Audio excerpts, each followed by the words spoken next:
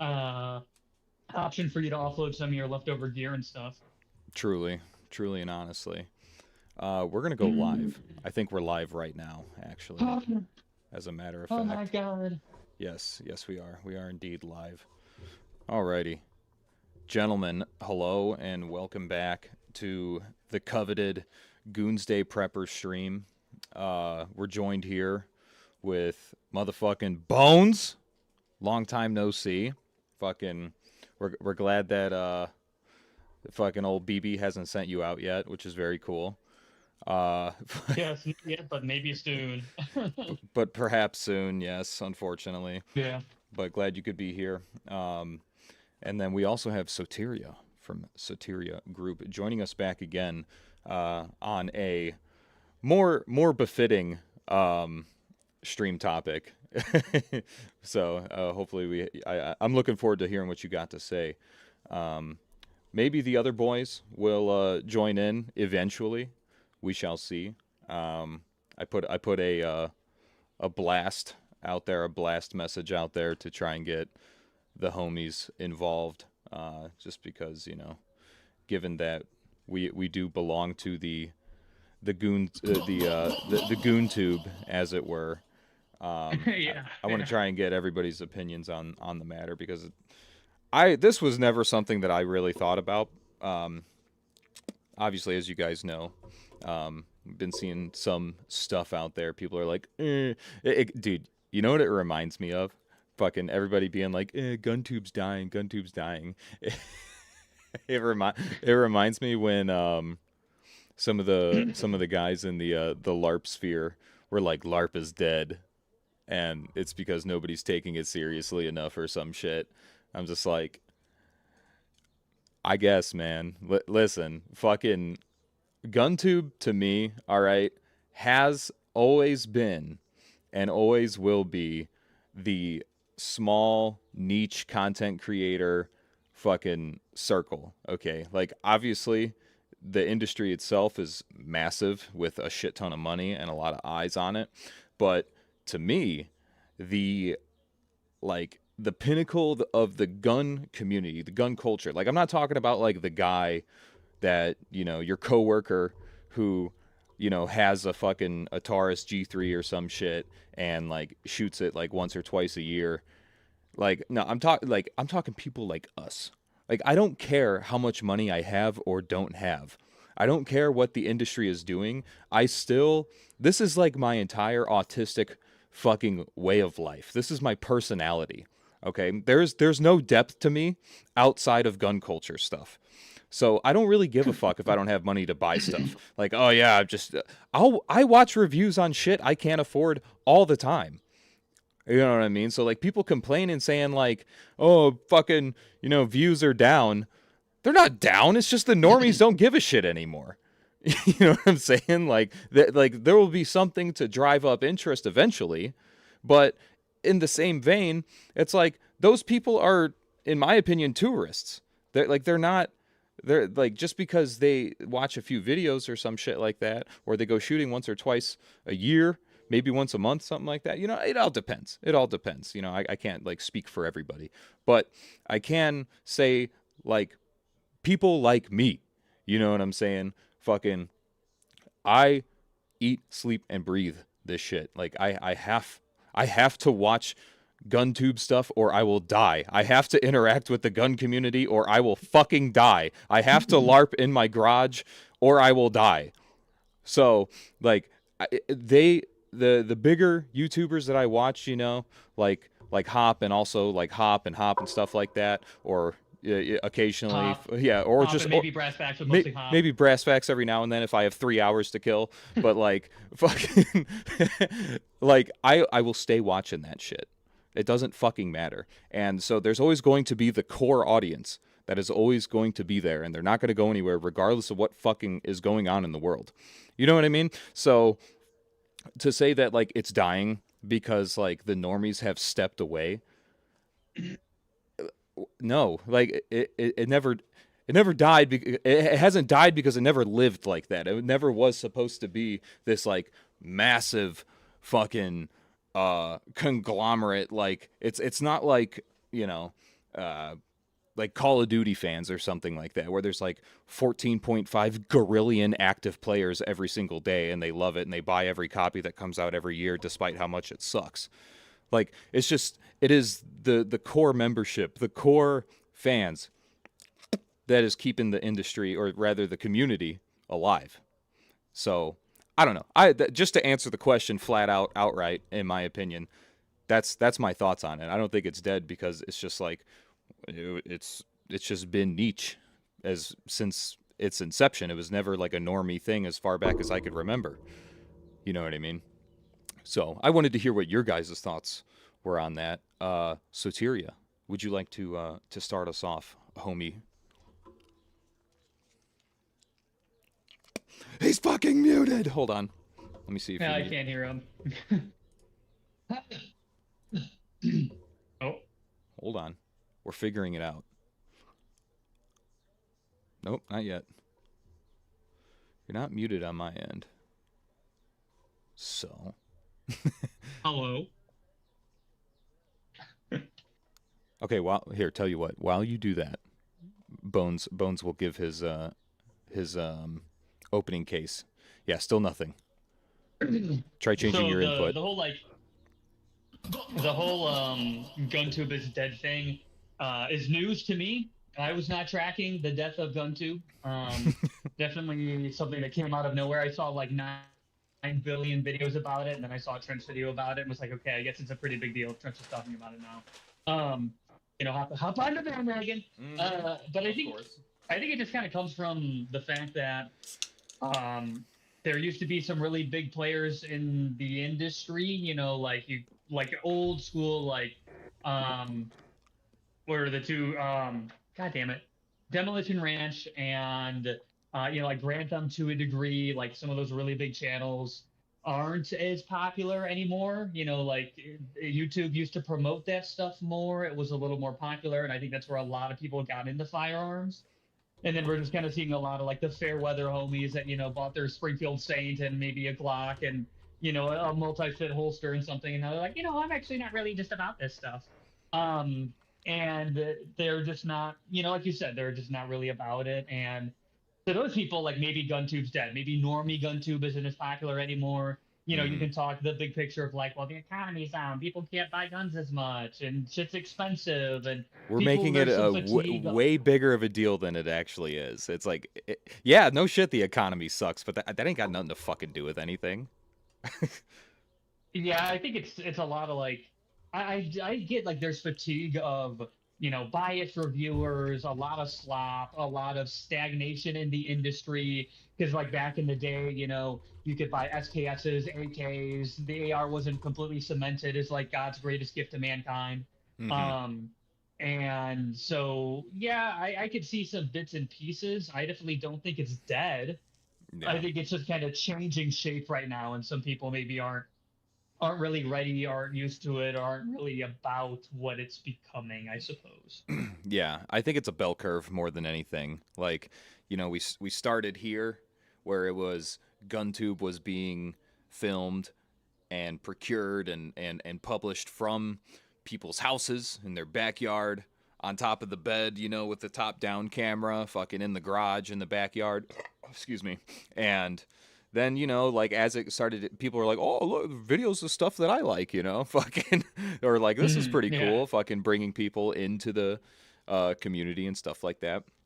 Started to gain popularity, and those content creators were blessed for it, and production started to go up. The industry started to see the potential. The industry got involved with the community in terms of content creators and stuff like that, and then it skyrocketed, peaked right about here, and that's where you got, fucking, like, I would even argue that this is like post FPS Russia era. You know what I'm saying? Like, I don't think FPS Russia had the sort of like deals with the industry that like Grantham has. You know what I'm saying? Like Grantham is like Mr. Beast. Like it's just like he speaks and the deal happens or some shit like that. Or I'm sure it could be that. It could be that way if it's not. So it peaks up there where it's like every video is fucking high quality, Hollywood type shit, fucking tons of sponsorships and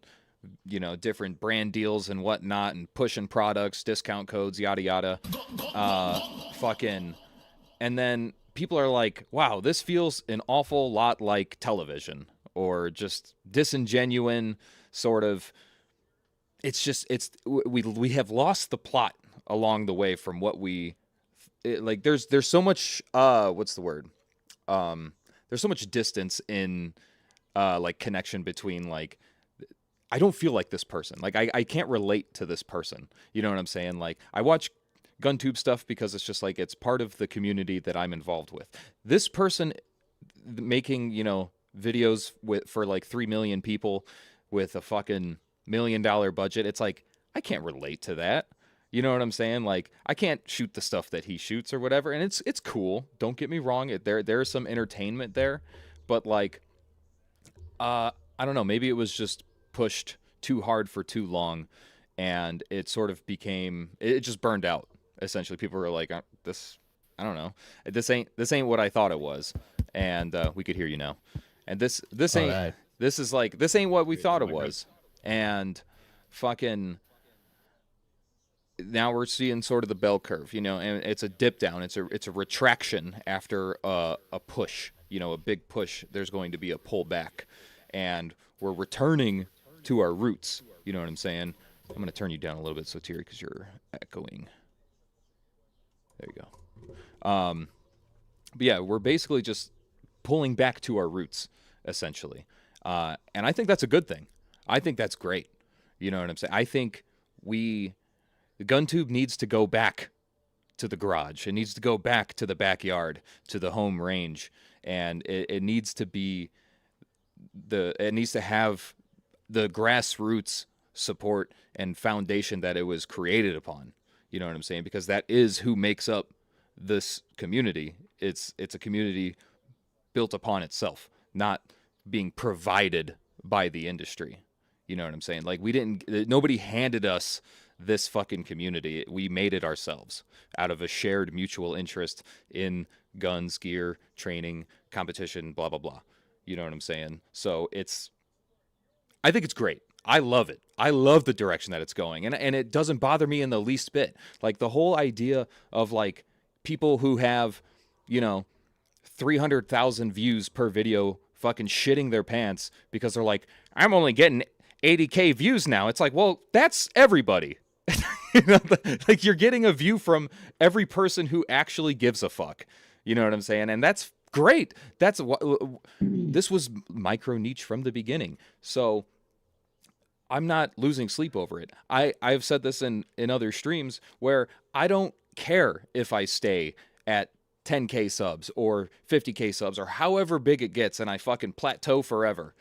Like it doesn't matter. Like I'm making videos that in my opinion are the genuine sort of Guntube videos that I would want to watch. And I don't want to change that. I don't want it to be part of the problem.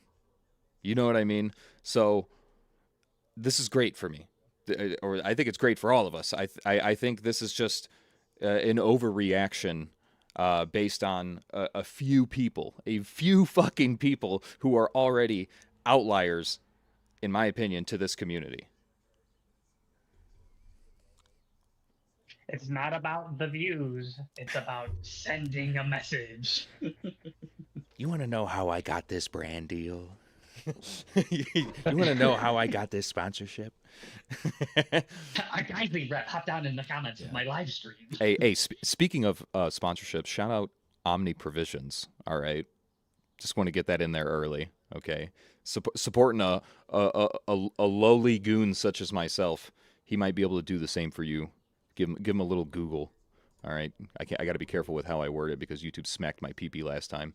But yeah, it's not the trucking company. We'll leave it at that. It is not a logistics company. There will be two options. It's not that one. So that's all I got to say on that. But yeah, so Tyria, since you're audible now, what do you have to say about this whole matter regarding the quote unquote fall of Guntube or the death of Guntube? Yeah, sorry about that. Netanyahu's tech teams were coming after me, I guess. Hard. So. DDoSing the shit out of you. Yeah, I'm testing a new setup. It was literally working fine just before you went live. And anyways, that's how it goes. Many such cases, Uh, yes. it's actually funny timing because I was just thinking about this at work today. I was just like painting and I was just pondering this actual question. Mm-hmm. And I don't have the answer. I don't know. But I can riff on it for a little bit. So I was thinking, well, okay, usually you see people get into guns and preparedness stuff and training and whatever, buying body armor and overpriced spiritus pouches when the like things are going bad, right? When we start Mm-hmm. like, oh man, the apocalypse is right around the corner or something like that. So you saw the surge in COVID, obviously, right? We all Oh yeah. remember that and carried out through the last couple of years. Only in the last year or two, it's kind of really died down a lot. And but I was thinking, well, is that really the factor why we're not seeing like people as interested anymore? Because if you look at the world and the news, like, hey, it seems like things are not great, right? It seems like things could get worse any day. But also we've been hearing that for like the last whatever years, right? You know. Mm-hmm. Um, so it's hard to say because that's the one factor you'd think about, which is like, oh, things are going to get really bad, so I need to get ready. Well, kind of seems like things are going to get bad, but like, are we all just used to the fact that things are going to get bad now? It's like, oh, well, I thought that's why we whatever were doing all happens. this in the first place. Right. No, honestly, it was probably all just autistic spurting, which is fun. Mm-hmm. The other thought is like the economy. Um, people say when the economy's doing good, people spend more money and then they're researching things they want to buy and they're more likely to watch these like different YouTubers. Mm-hmm. Um, so the economy's not doing good right now, but also like, when has the economy been doing good except Mm-hmm. like maybe say 2018, 2019? Can you try pulling your mic away a little bit? It's like All right, apologies. it's all I can good. just turn myself down if you want. I think that would work. I think the gain's a little high. How's that? Chad is dying right now. Say something real quick. Is that better? No, it's It just That's the sounds like you're volume. in a Yeah. helicopter. when you peak at like max volumes, it starts clipping and distorting. That's what it is. Like check the gain in your like controls panel settings of your audio. Yeah, it sounds like you're in a helicopter. Like I'm hearing you through the headset minus like the Which whooshing is cool. noise. Don't get me wrong. I'm digging It the doesn't sound comms. horrible, Like, but- It's literally It's comms like audio. It sounds like the Xbox 360 like headset that comes with a controller, but you're on dial-up. Somebody said peak Oh my 360 goodness. Xbox 360 audio. All right. I don't know. That's good. I think Fuck my it. mic Hey, is bad. chat, Is that better? fucking deal with it. Yeah. Okay. Yeah, just handle it. Yeah. Pretend you're in a Like, what helicopter I- right now. This podcast is being Officer filmed Colin inside. Ready to send lace report. Yeah. We're literally filming this inside of a Blackhawk right now. All right. You got to buy a fine quality microphone from AliExpress. Trust me. Yeah. Yeah, find one at your local bazaar. Bro stole chat's joke. Yeah. No. I'm reading chat right now. Like I'm saying, I'm giving credit. Okay. I'm giving fucking He said it credit. was bad. Fuck. Oh, yeah. I mean, I'd say like take a look at the culture of Guntube and the state of the economy, like around like 2017 to 2019 ish. Like a lot of it is not just in firearms in general, but everything like fashion, like how hype beast consumeristic everything has become. Mm-hmm. And then back then to try and promote unobtained, like into Guntube to promote like the stuff on the bleeding edge at the time, or stuff that is generally unobtainium or more of a status symbol than it is of like a robust tool. Mm. Then you have people buying like a plate carrier, then they're upset that it's not Ranger Green, it's in Coyote Brown because someone influenced, and then they try and sell it for like 60% of what they paid for in tax swap. I mean, now we're getting to cyclic arguments and discussions I see on the media right now about prism optics versus a reflex sight with a magnifier versus a low-powered variable optic with a tandem red dot, and it's so cyclic, it's so repetitive. Mm. I've seen like 20 videos on that exact topic or LPVOs and all that. It's like in the last week. Like, what are we doing, guys? I know it's an interesting topic, but like, all it takes is one range day. You take your LPVO and your friend's ACOG and a EOTech, you go out and you shoot it, and you're like, I want this one. There. That's it. No more videos. Crazy. Well, it's become all about products, which people like to buy things. People like tech, like it's hard coded into our DNA, brother, that we seek the Consume. best tools because that's what kept us alive back when we were fucking cavemen. But like it's centered around products, and we haven't seen a ton of innovation. We haven't seen a ton of armed conflict, at least with the US wise. So like the pedigree is starting to dwindle. We're not seeing a lot of innovation. People still want to buy stuff, and it's just been very consumerist centric for a while. And what's really annoying is people want to have good unbiased opinions about things, like actually good reviews. And most reviews out there are, I couldn't give an exact percentage. I'm going to say most. Most of them are biased in some way, whether they got something for free and they don't disclose it, or they're just straight up paid to talk about a product. And it's real easy to see once you kind of understand that that's what most people are getting in the industry right now. Brass Facts and Hop are the only reviews I trust because they automatically hate everything. so if they say even Hell yeah. slightly yes, then it's pretty good in my book. You know what I'm saying? Like, if it's moderately okay for them, then it's gonna be great for me. Yeah, because like even the things that Brass Facts runs forever, he's like, yeah, I kind of hate it, but Yeah, there's nothing else on the market. yeah. It's like It's a this. good point too that like, oh, go ahead, King, go ahead. I was gonna say fucking.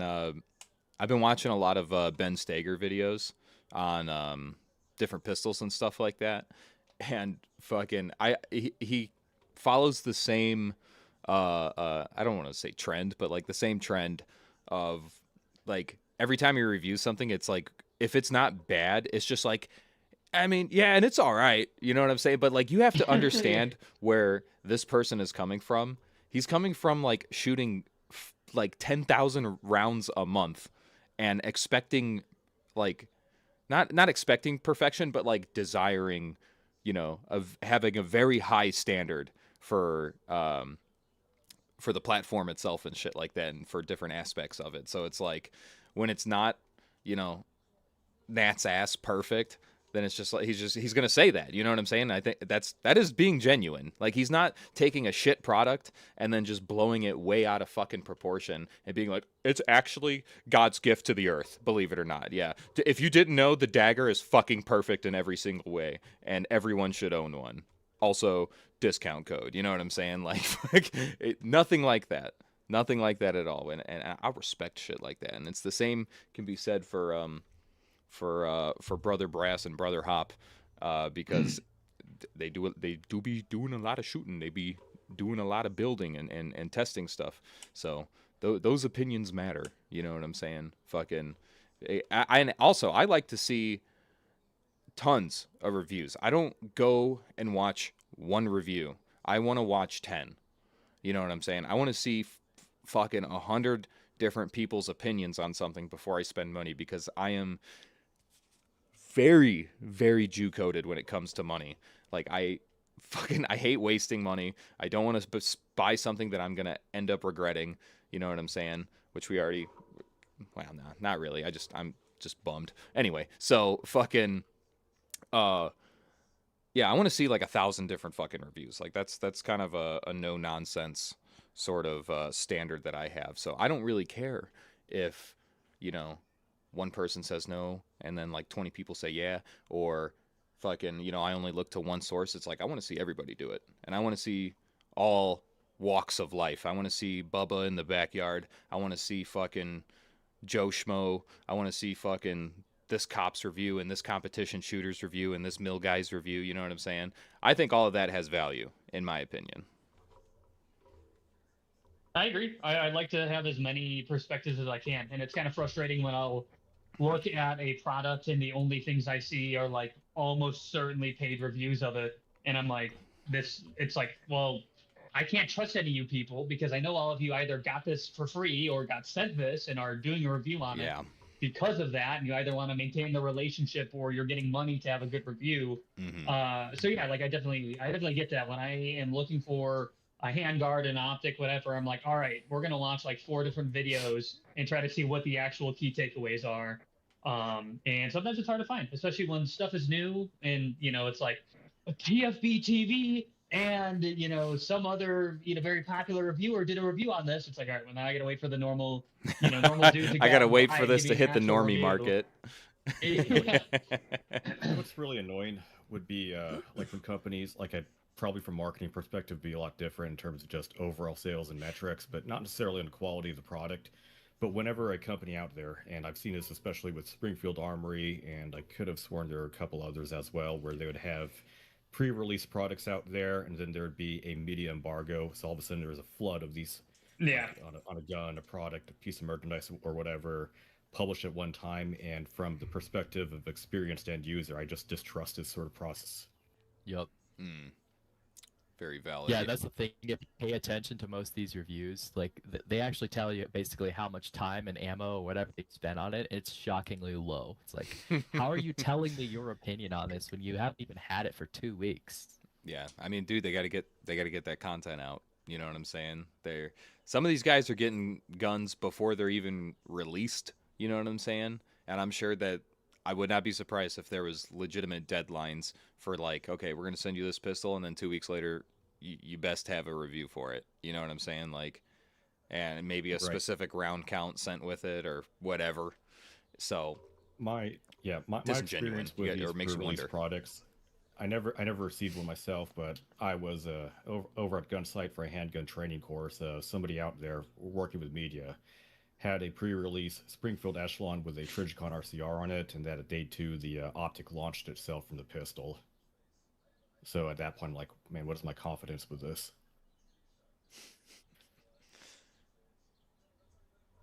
Don't mind me. I'm setting up a light. You're fine. Don't worry So about it.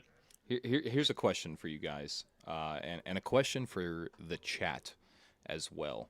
So we have this direction that we're going with the motherfucking what do you call it?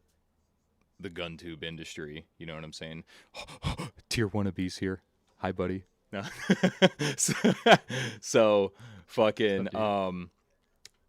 we have the direction that the Guntube community, I guess you could say, is going. I think it's just a pullback to what it once was. Some people say it's dying. Some people say it's dead. Whatever. I guess my question is, where do we go from here? You know what I'm saying? Where do we go now that there's clearly a shift in interest, a shift in support to certain aspects of content creation, aspects of how the market is ran, how it supports the community as well. What's next? What is next for Guntube, and what do you think will save it if it is on a decline? Um, Bucky, you go first. I mean, like one challenge that I think everyone has encountered over here is that YouTube as a platform is hostile towards Guntube or any sort of firearms-related media. However, any sort of alternatives out there, BitChute, Rumble out there, does not really have an appreciable audience to come forward and watch over there. Interesting. Okay. Short and sweet. Love it. Soteria? So, yeah, on kind of what he said, that's kind of out of our control. I agree that's going to be a problem.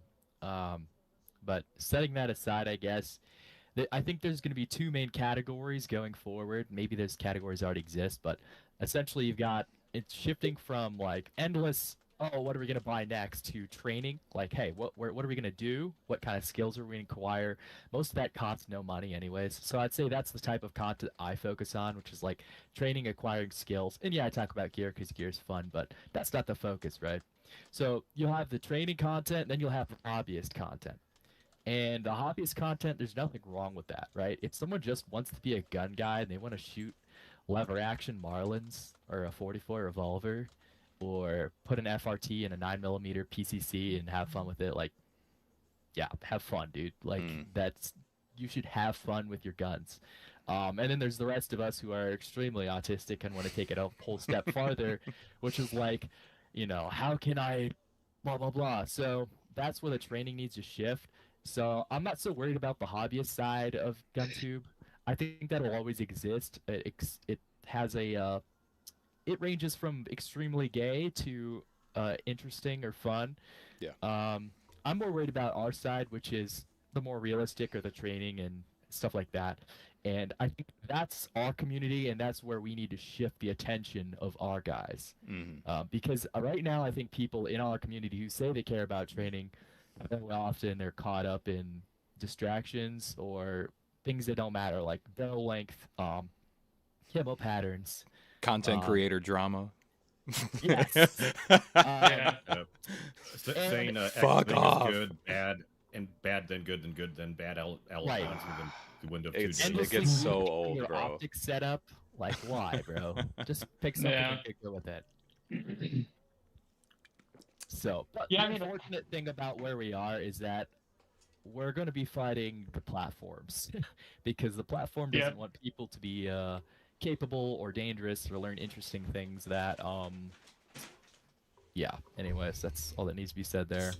Couldn't agree more, dude. And honestly, I think the people that are going to support that, basically, like the people that are like, yeah, you know, gear's cool, you know, different setups, different optics, webbing, nylon, whatever the fuck, you know, all that shit's fine and dandy. It's great to be, you know, inspired to try and tailor your shit to whatever you think your needs are. But it's like the actual training, the actual fucking tactics side, fucking marksmanship, all of that, the stuff that is otherwise quite unpopular compared to other forms of gun media, aka just goddamn burn downs and fucking, you know, high speed fucking Torture tests and all that, and fucking, you know, reviews of stuff that nobody can afford or ever get or even access in this market.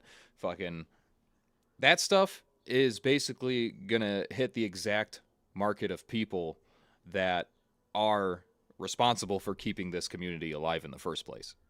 It's the people, it's not the tourists, it's not the fucking, you know, the guys that I don't know, fucking panic buy whenever something bad happens, you know. So I think it'll be great. I think we can take this direction fucking basically anywhere, as long as it comes from the source of the people keeping this community going. You know what I mean? And it's all stuff that people find interesting in the first place. You know what I'm saying? My current plan for content, you know, I'm gonna do some reviews. I'm gonna do more philosophy stuff, more some tactics stuff. You know, fucking some goofy entertainment stuff. It's kind of just, I mean, you guys know. I just kind of make videos of whatever I'm thinking about that week. Exactly. You know what I'm saying? It's like this week it was CQB, and then this week it was barrel lengths, and then this week was a goofy 7.5 build that I made. You know what I'm saying? Trying to make the impossible work. And I think that is, and I'm not trying to like literally bend over and suck my own dick right now, but I think that's the kind of stuff that, yeah, that's the kind of stuff that people enjoy on Guntube. It's stuff that is, it's serious when it needs to be, but there's also some entertainment in there because, I mean, we're, you know, wasting our life force watching YouTube instead of doing something more productive. So, you know, might as well get a little dopamine squeeze out of it. But the stuff that is supposed to be proactive is supposed to be proactive, and the idea is that it's always genuine. It's not trying to make a dime off the fucking community just in and of itself. So that's what I think is going to save this daggum industry. It ain't going to go anywhere because the people that are autistic, this daggum industry ain't going to go anywhere because the people that are diehard for it aren't going anywhere. You know what I'm saying? Like, and if there's a vacuum where, you know, let's say Grantham quits tomorrow, fucking someone's going to take his place. You know, if Bones Maloney stopped making videos tomorrow, fucking there'll be someone else. You know what I'm saying? If I quit tomorrow, there'll be someone else, and it'll be grassroots as fuck, and it'll be cool. That's it. I'm buying a pink balaclava. Here, you know what? I actually, I'm annoyed that there hasn't been any more people trying to do work with these like weirdos out there. Tier wannabes saying he might want to get on. Okay. Damn, Shawty. Okay. Okay. Yeah. Okay. Okay, how do I Also, I add? do want to give a rebuttal a little bit. Okay. Consuming YouTube content is very important. If I don't do that while I eat my food, I will literally wither away and die. So it's a very important staple of some of our lives out here is to have food with our YouTube. If we don't, we become Dark Souls hollows and That's froggers. me, bro. Yeah. Terminally online. So true, dude. Food just doesn't taste the same without it. No. Yeah. I don't even Yeah, drive it's rough. without Yeah, I'm YouTube, bro. excited too for the direction Guntube is moving. Honestly, like I think a lot of people, a lot of big guys are like, "No, it's going so poorly," but it's probably just because there's a bit of a shift in the industry. And I think it's like you had said, we are going to have to battle the platform a bit because YouTube specifically is not liking gun content, hasn't for a while. And I just received my first warning on a video that I was amazed had got a warning, but it did, and YouTube took it down. They completely deleted the video, and I That tried was to so review it. I tried bogus. to edit it. Yep, and they were like, "Within the first 4 seconds, you're trying to sell a firearm." I'm like, "What are you talking about?" I didn't even get done talking about what I'm going to be talking about in the video. But it's true. Like a lot of people struggle with that, or like and a lot of it's AI run, which is, like I'm not going to get super in the weeds about like how YouTube does its regulating of channels, but I was telling some of the guys about it earlier, like John Focus Trip, John Guntube, he will upload the same video 4 times. He'll let them all upload, and then he will have them all enlisted and wait like a week. And then 1 or 2 of them will get flagged. He'll choose to publish one and then delete the others. And it's just because that's how random it is on the platform right now. It's just they literally just throw shit at the wall. It's so bogus. Yep. Yeah, so that's what I'll do. And I mean, it's honestly, if I had better bandwidth and stuff, it wouldn't be a bad idea if you've got a video you think might get demonetized. He does it for all of them. He's like, literally every single video, upload 3 of them, wait a week. If none of them get, flagged, then great. Usually 1 or 2 do. And then I just upload the one that, or I publish the one that isn't flagged. And I'm like, that's a Matt, 200 IQ, trying to beat the AI fucking overlords. Honestly. What's one thing I wish to see more often would be audience to steer towards a lot of these adjacent fields out there in the training side. For example, you have self-defense engineer when it comes to using computers and like communication devices and making those from scratch. You have Security Guy 42 when it talks about logistics behind everything, or logistics in a environment in which water, your consistent ability to gather stuff and buy stuff off the internet, the Walmart, the whatever, is no longer there, and you have to keep yourself and your peers going. Intelligence out there, which is few and far between. Like the only closest thing I could see out there that is appreciably good be S2 Underground or Gray Zone Warfare.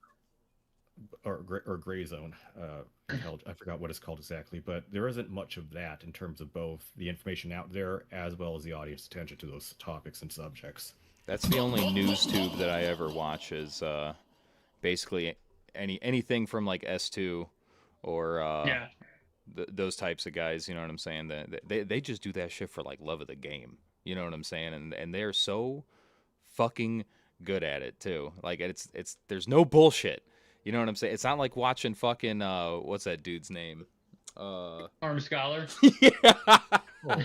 Dude, there. It'd be like this face, and then there's like Biden or it's Trump, the same like... the same picture of Biden like like fucking screaming and shit. Fuck, dude. Like I've been bamboozled. I've been bamboozled so many times that I was just like, I'm like, man, fuck this guy, man. Like he's got to know what he's doing. You know what I'm saying? Fucking. Unfortunately, nowadays with the open source space, I keep seeing it now where people would just post the latest Israeli or Iranian psyop, and I'm like, what the hell? This is fake. This is fake and bullshit. Yeah, actually, I need to read some of these donations here because super chats. Fucking these guys have been going goblin mode. All right, let's see here. Coral Weezer super chatted bones with the heart for $1.99. And then fucking Thirsty Tree for $1.99 super chat. He says normies aren't buying merch. Guntube is dead, guys. Fucking for $1.99. Wacky waveable inflatable arm flailing tube man for $5. He says Guntube procession signs. I saw Garantham blowing hobos behind the local Arby's. Male or female? Fucking the Oh Mossy my one, God. $5. He says, "What the fuck is up, Denny's?" And then Lim 55555 for $1.90 says, "What's the normie schizo Guntube pipeline?" That's a. We should answer that question. We will in a second.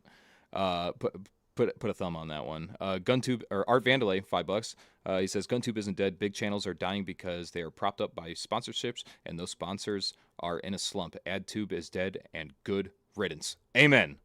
Amen. Couldn't agree more. Based. Any the Void for $10, big $10. He says, "Have Bones read out my conspiracy theory I responded with on his Discord." Okay. Is that? Hold on, let me try to Jamie, this pull that Who- up.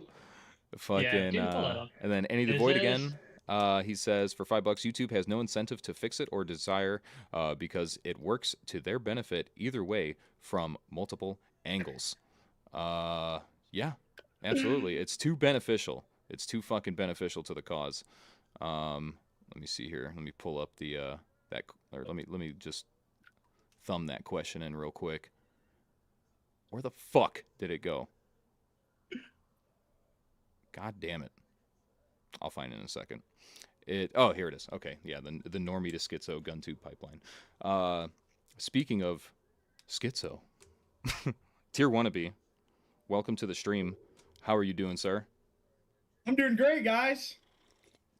Dude. Who are all these people? Who are these? Who's this Bones Maloney, this Guangdong State Broadcasting guy?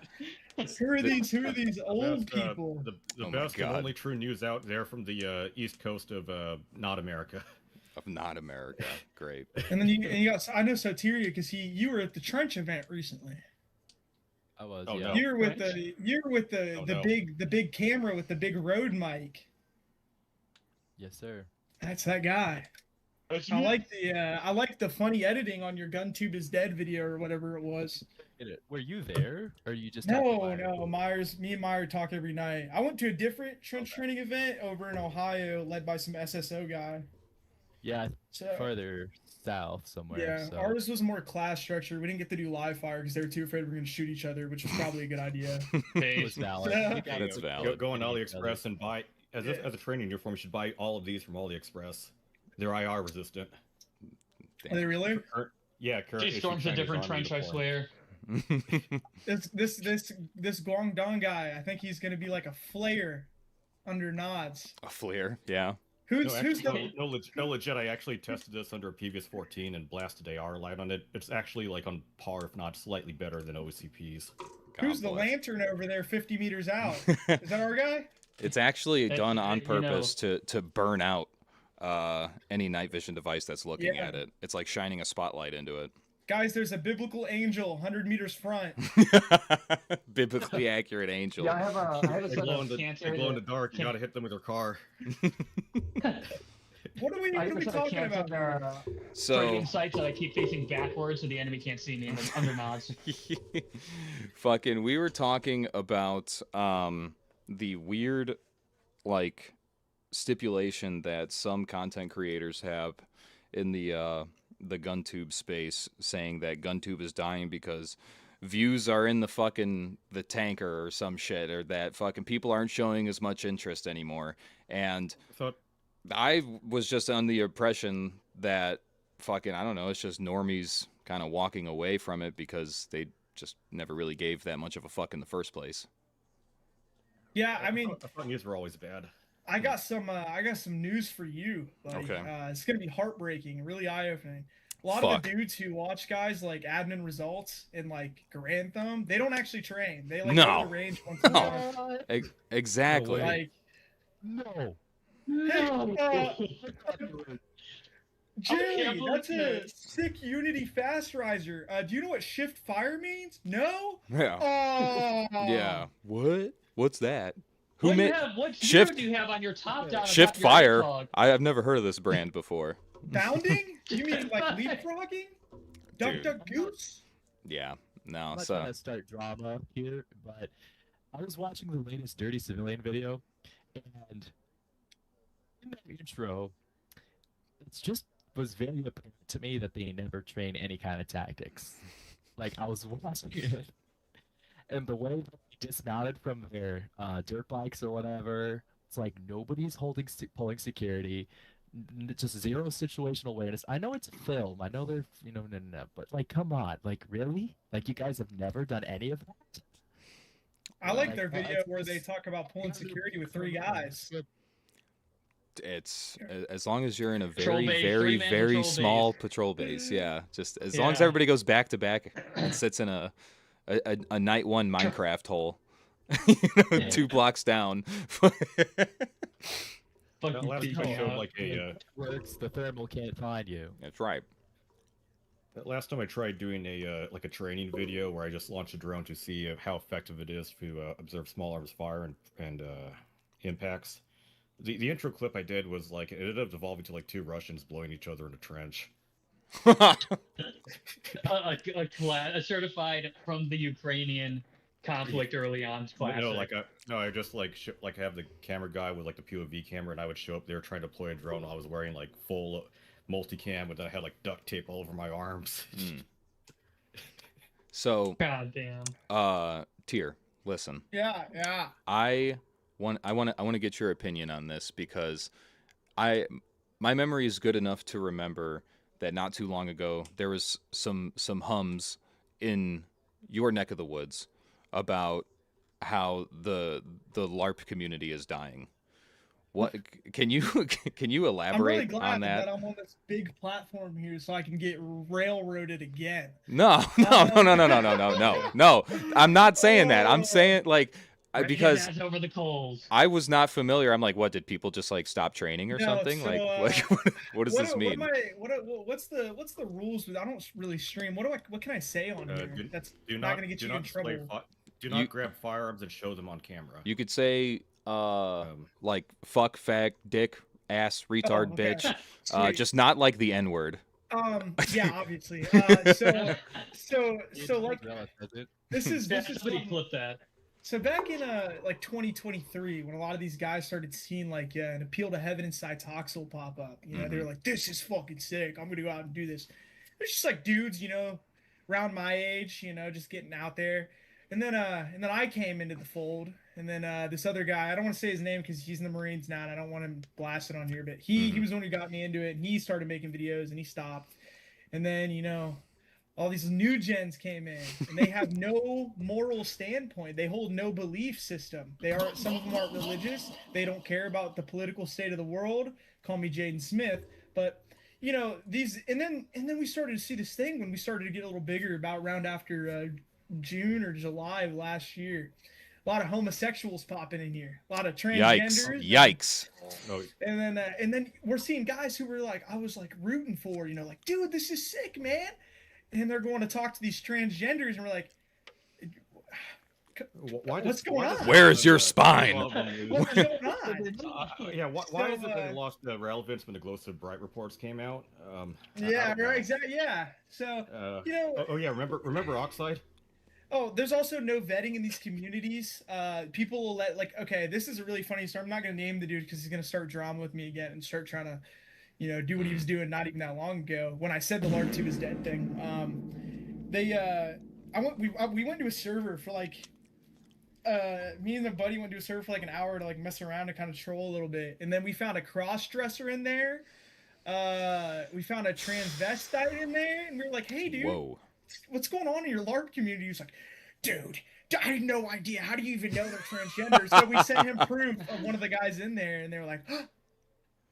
Damn. And then we started debating him and rage baiting him, and he banned me from the server. Wait, what do you mean? What do you mean this individual is hiding estrogen bottles in the Magpul grip A tube? Exactly, dude. Yeah. By the way, buddy, hey, you know who you are. We found your alt account, okay? We know what you're about. Okay? Yeah. Your fucking mic is killing me, bro. It sounds like you jumped into like a You have to speak like you very dove softly like so it into a doesn't pond, peak. and then you're like speaking underwater. That's what you sound like.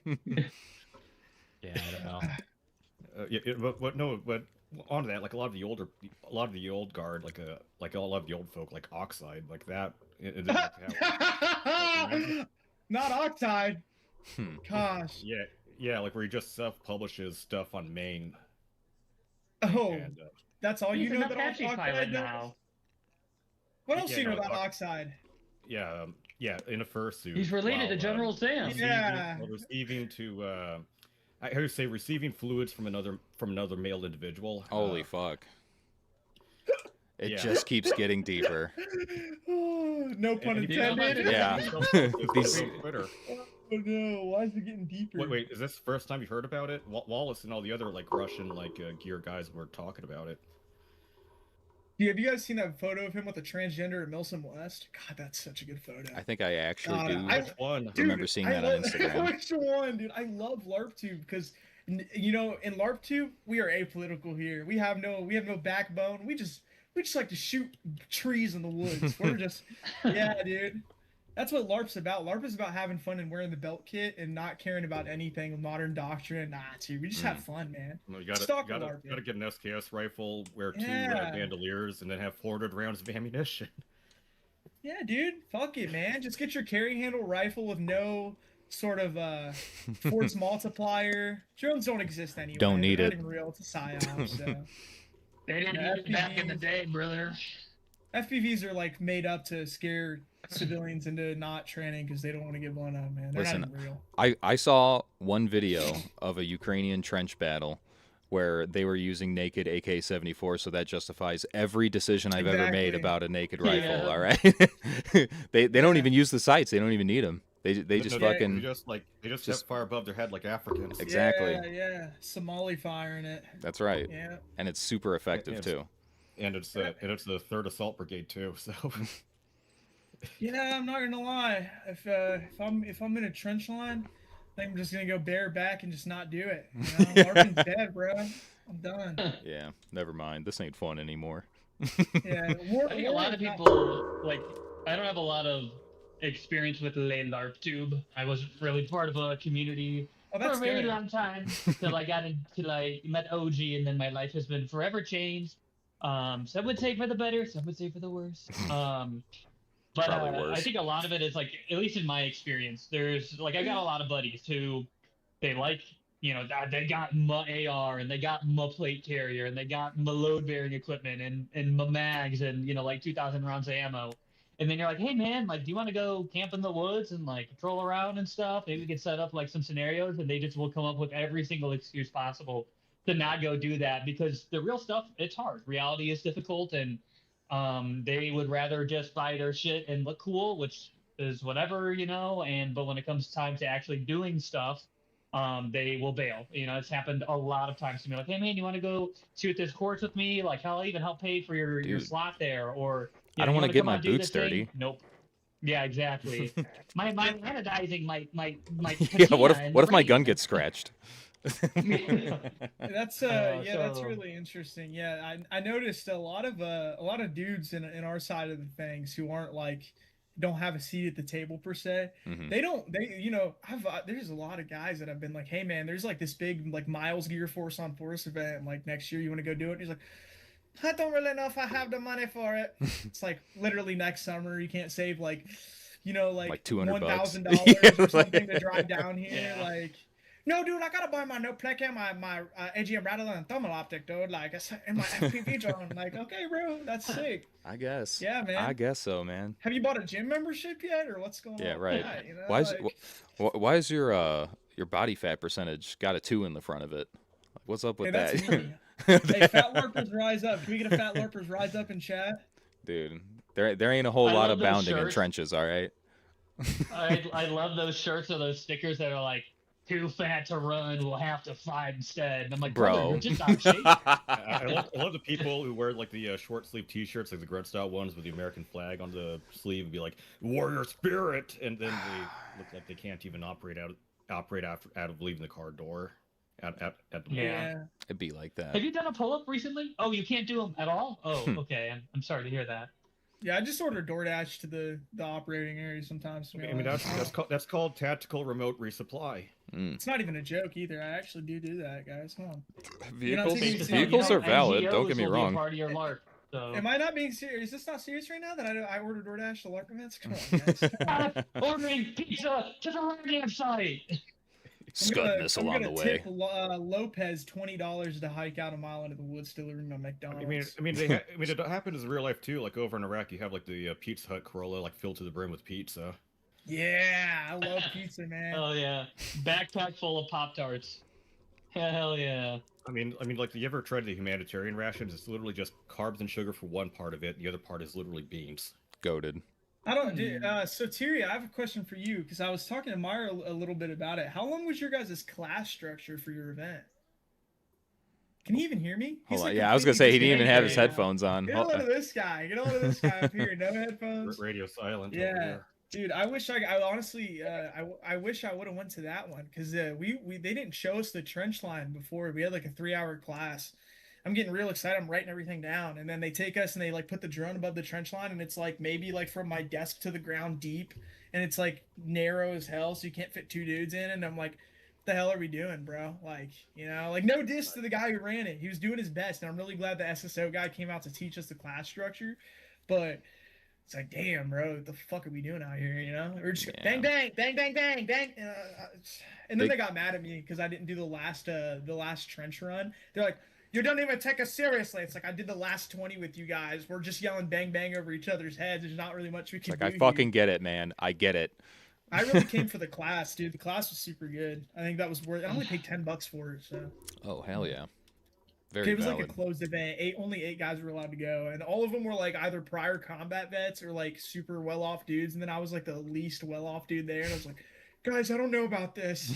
I'm really scared right now." Everyone's like, "Yeah, back in Iraq, we would do so and so, and I'm like, I have a 2,000 follower LARP tube channel. Yeah, guys."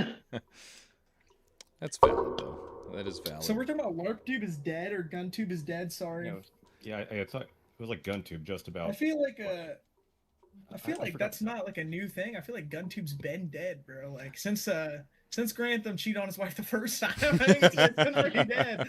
When the old guard either like moved on and had to deal with like their jobs or their kids or so, or they end up in some sort of like big scandal like Oxide, or they end up like getting banned off of YouTube. Yeah, like dude, and there's like people like Risky Krisky who schizo out, you know. God bless his soul. I know you guys are friends with Risky Krisky. You love that guy. That's your boyfriend. Flew a little close to the sun towards the end there, you know, but it is what it is. Yeah, I think it was a necessary evil. He's alive still, right? Like he's not in jail. He's like, yeah. He's fine. No, he's fine. He just did a like 2 days ago. He just did a stream with me not too long ago. Oh, yeah. I don't really go on this. I don't know. I like to stick to the LARP tube side of things. This is really interesting. It's like culture shock for me, man. I was gonna ask. I'm like, we put these monikers on two different spheres of interest, that being Guntube and LARPtube. Yeah. I don't really see that much of a difference. I think Guntube is sort of like an umbrella term that applies to training and tactics and theory and but there's not really training done on a lot of like Grantham, like, hey guys, here's how you evade a city. Like, come on, bro. Like, you know, like, and the thing is with a lot of people who watch this kind of content, and I'm not even saying you guys, I'm saying everybody, like guys who watch us, they just kind of like, oh man, like one of the things that really irks me is when they're like, when are you gonna stop posting educational content? That's not like, dude, I'm not qualified for this shit. Like, do what I did. Go to a surplus store. They have every surplus store as a checkout with all the FM manuals. Read that. Go out and do it. Quit asking me to teach. I'm not gonna sit here. Hey guys, here's how you build an LPOP. No, I'm not doing that. Figure it out yourself. You got to go take U.S. Army Doctrine, copy it word by word. Do not make any sort of adjustments for civilian logistic considerations, and just talk verbatim about one-to-one about how your 3-man LARP squad would try and like accomplish an L-shaped ambush. Yeah, God, it's so evil, and that's another thing is I see it almost as like a buffer zone. You know, like if you're asking me to train you, you're probably not going to be really good at training at all. If you need to have the gumption to go out and do it yourself. You need to have that want, you know? I mean, one thing I really like would be transparency, or the people who have like a realistic perspective on what their own skills and abilities are as an individual, or their ability to lead or train others, because there are people out there that would like end up looking more of a caricature. I know the irony's not lost to me because I'm in a Chinese army uniform, but where they would say like, oh, you don't need to use the safety on the AR-15, and then you have people like Matt Prank who are able to like smoke targets really quickly with that thing. Yeah, yeah, dude. I think there's Can you hear me? or like they would end up like A claiming to little. join a militia, and then Is it then it quiet? turns out their little. pedigree is just I being could in turn you trouble for up. common crimes or being a CHS or being a Better. known Yes. CHS to the FBI. Yeah. On the Guntube thing, so you said like there's like LARP tube and Guntube, but you see them under like a There's- larger umbrella of Guntube. There's also caricatures like your Johnny Q types that have like Yeah. shotgun shells like loaded Yeah. in there, even though they don't have a secondary drone. Those are shotgun at the or- bottom of the pyramid. You know, that's like the that's like the slum workers right there. Oh. But The- so the Untouchables in the Indian caste system. yeah, there you go. Yeah, like the Dalits. When see, we're trying to like that's the thing now is obviously you guys aren't. You said that yourself you're not very keyed on the lore, but we're trying to. Yeah, we were LARP tube at one point, but then and then it started to get gentrified, you know, by all these homos and stuff. So we were kind of just like trying. They call us schismatic LARPers. They really don't like us because we made these videos. Schismatic. Yeah, and Broke away from what? unfortunately, I guess LARP That's a tube. fair title, Because honestly. Satan, probably. I'm not gonna go too far into it, but I just had a conversation, we'll just say, with the Ozark Walker, who was the first one to kind of come out and be like, you know, this kind of sucks. And he was, I told him, I was like, you're way too aggressive in your approach. He was like, fuck you guys, it's all your fault. Okay. It's like, hey, slow it down. You know, I get it. I don't like him either, but we can't, you know.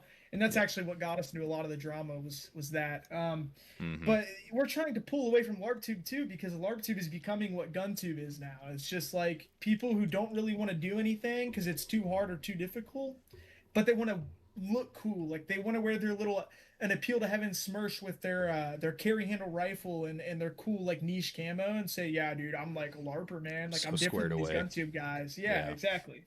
So we're trying to like us three are trying to push away. I've completely stopped making videos. I have no dog in this fight because I can't handle it, man. Every time someone comments, "Chill, want to be just posted, babe, wake up." I'm like, we are 8 years old. Are we 8 years old or what? Like, come on, guys. Like, dude, this isn't an Instagram Reels comment section. And I'm surprised I haven't seen this in your chat yet, but my favorite thing that happens on streams, especially with LARP tubers, is someone will comment and they'll be like, Tim Wannabe, do you like National Socialism? Or what is your political stance? And it's like, what the fuck are you doing, dude? Like, shut up, bro. Like, Does this guy also fail the? Does this individual also fail the Family Guy chart? Maybe. They're very interesting. The people who watch our content are some of the most interesting critters. It's like, do you go outside at all, or like, you know? That's an interesting question. That's why the round answer is just say I'm apolitical. Yeah, it's very diverse, and that issue that you're talking about, like the gay sex freaks sort of trying to find their way into our good God-fearing communities and stuff like that. It's like, what do we do? You know what I'm saying? Like, I can't stop people from watching my content. I can definitely kind of put a damper on who I allow. Yeah, what if I just stop? That'll show them. What if I just get hired as a social media manager position for a sales company? I'm just gonna work for Mike Million, whatever the fuck that guy's name. I'm gonna join Palantir and go the Mike Mahoney route. Yeah. Just join Palantir. Don't ever make a video again, type thing. You know. It's valid. Fuck. Yeah, I think with the LARP, am I mic'd? You sound fucking fantastic now. You're great, definitely man. better right now. I don't know why, but you sound better. Good. What if I switch to my webcam mic to even it out? Yeah. I can put my earbuds into my hair and just talk into it like this. Yeah.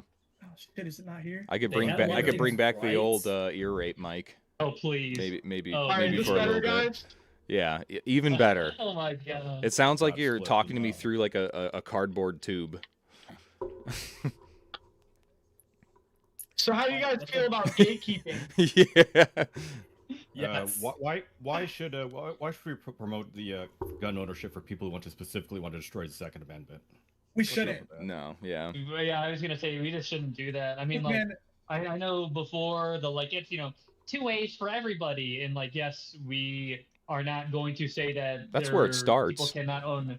Yeah, that's where it starts. Yeah, we don't want to specifically say that we are prohibiting people from owning firearms, but then you're like, well, these people There are people out there who want to own firearms to oppress the Second Amendment or And oppress then, other people or are mentally unstable, and you're like, hold on, let's not be brash. Maybe we need some boundaries. Hold on.